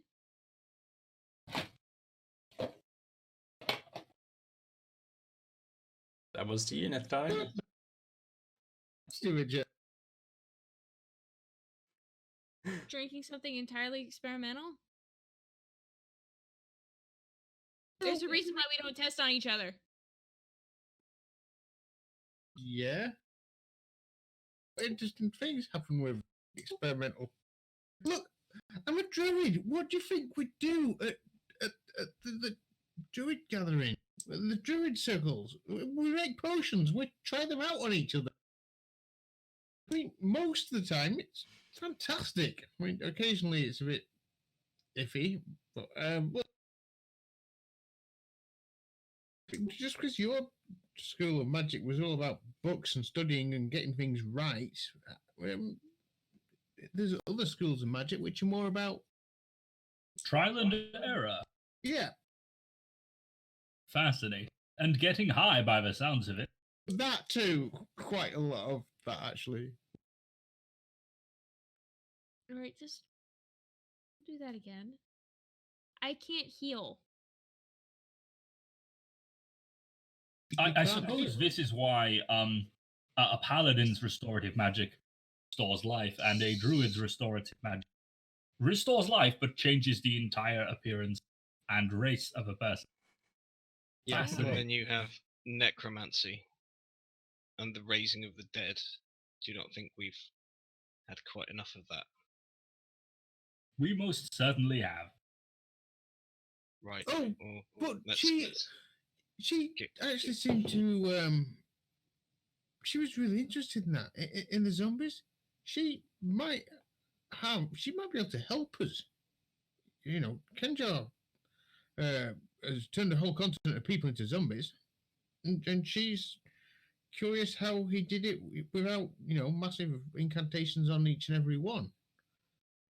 And that was before his people had the Staff of the Cry. Yeah, Oh, I just remembered that they have the Staff of Karsus. I should say, yes. That's terrifying, simply terrifying. You were AFK there, Adam. When she was explaining to us, well, we said we'd had some zombie problems. You would just say, I thought I better remind. All right, cool. Yep. Yeah, it's actually quite interesting that she could. Okay, anyway. So back to. Right. Let's just go up. All right, so you guys make your way upstairs. Carlina, your room is like up where you remember it was on the third floor up.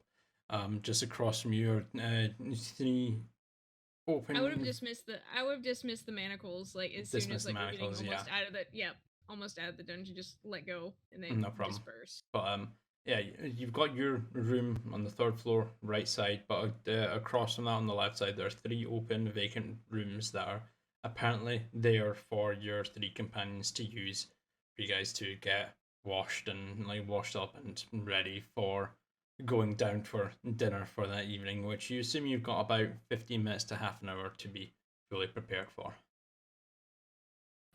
And so you guys just wanting to quickly get ready for heading down to dinner with the Ramiel family? Appearances and all that, yeah. Yeah, Vic will certainly make an effort to clean himself up as well as he can.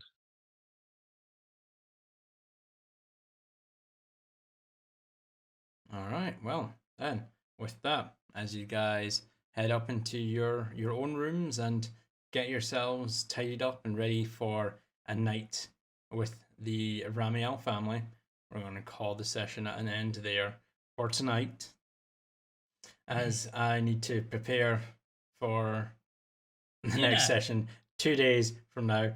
Dinner, what's on the menu, what's to drink, some light conversation with everything. That definitely isn't going to be I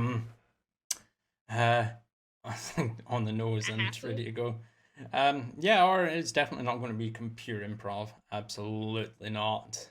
Right? Who does that? Who doesn't prepare for their D&D sessions? Was that improv tonight? Because that was excellent, by the way. Most of it, yeah. Well, that was characters then. Other Yeah. than most of the names and a few of the quirks of each of the siblings, 99% of that was pure improv. Yes, because who has time to prepare for D&D sessions nowadays? It's definitely not me being, well, not in isolation, but with my entire country on lockdown. And not at work. Some of the you must get Kale's characters must be pretty well written then. Oh yes, they are. Kayla and I have gone into a lot of detail about all of the siblings and how they speak and how they act and stuff like that. But anyway, with that, as that is 11:15 as well, we're getting quite late into the evening, and that was just shy of 4 hours of a session. So one of the longest sessions that we've had for quite some time. But we will be back on Sunday, so 2 days from now. Hopefully next week we might have another bonus session. Nothing guaranteed at this present moment in time, but we will keep everything up. Yeah, I see that saving for a snack. You're almost there. I won't be able to get the snack up and running today, however, Evelyn, because he's just been fed. He's been fed a cheese boy, so can't touch him. Not for now, anyway. Cheese boy. Yeah, cheese boy.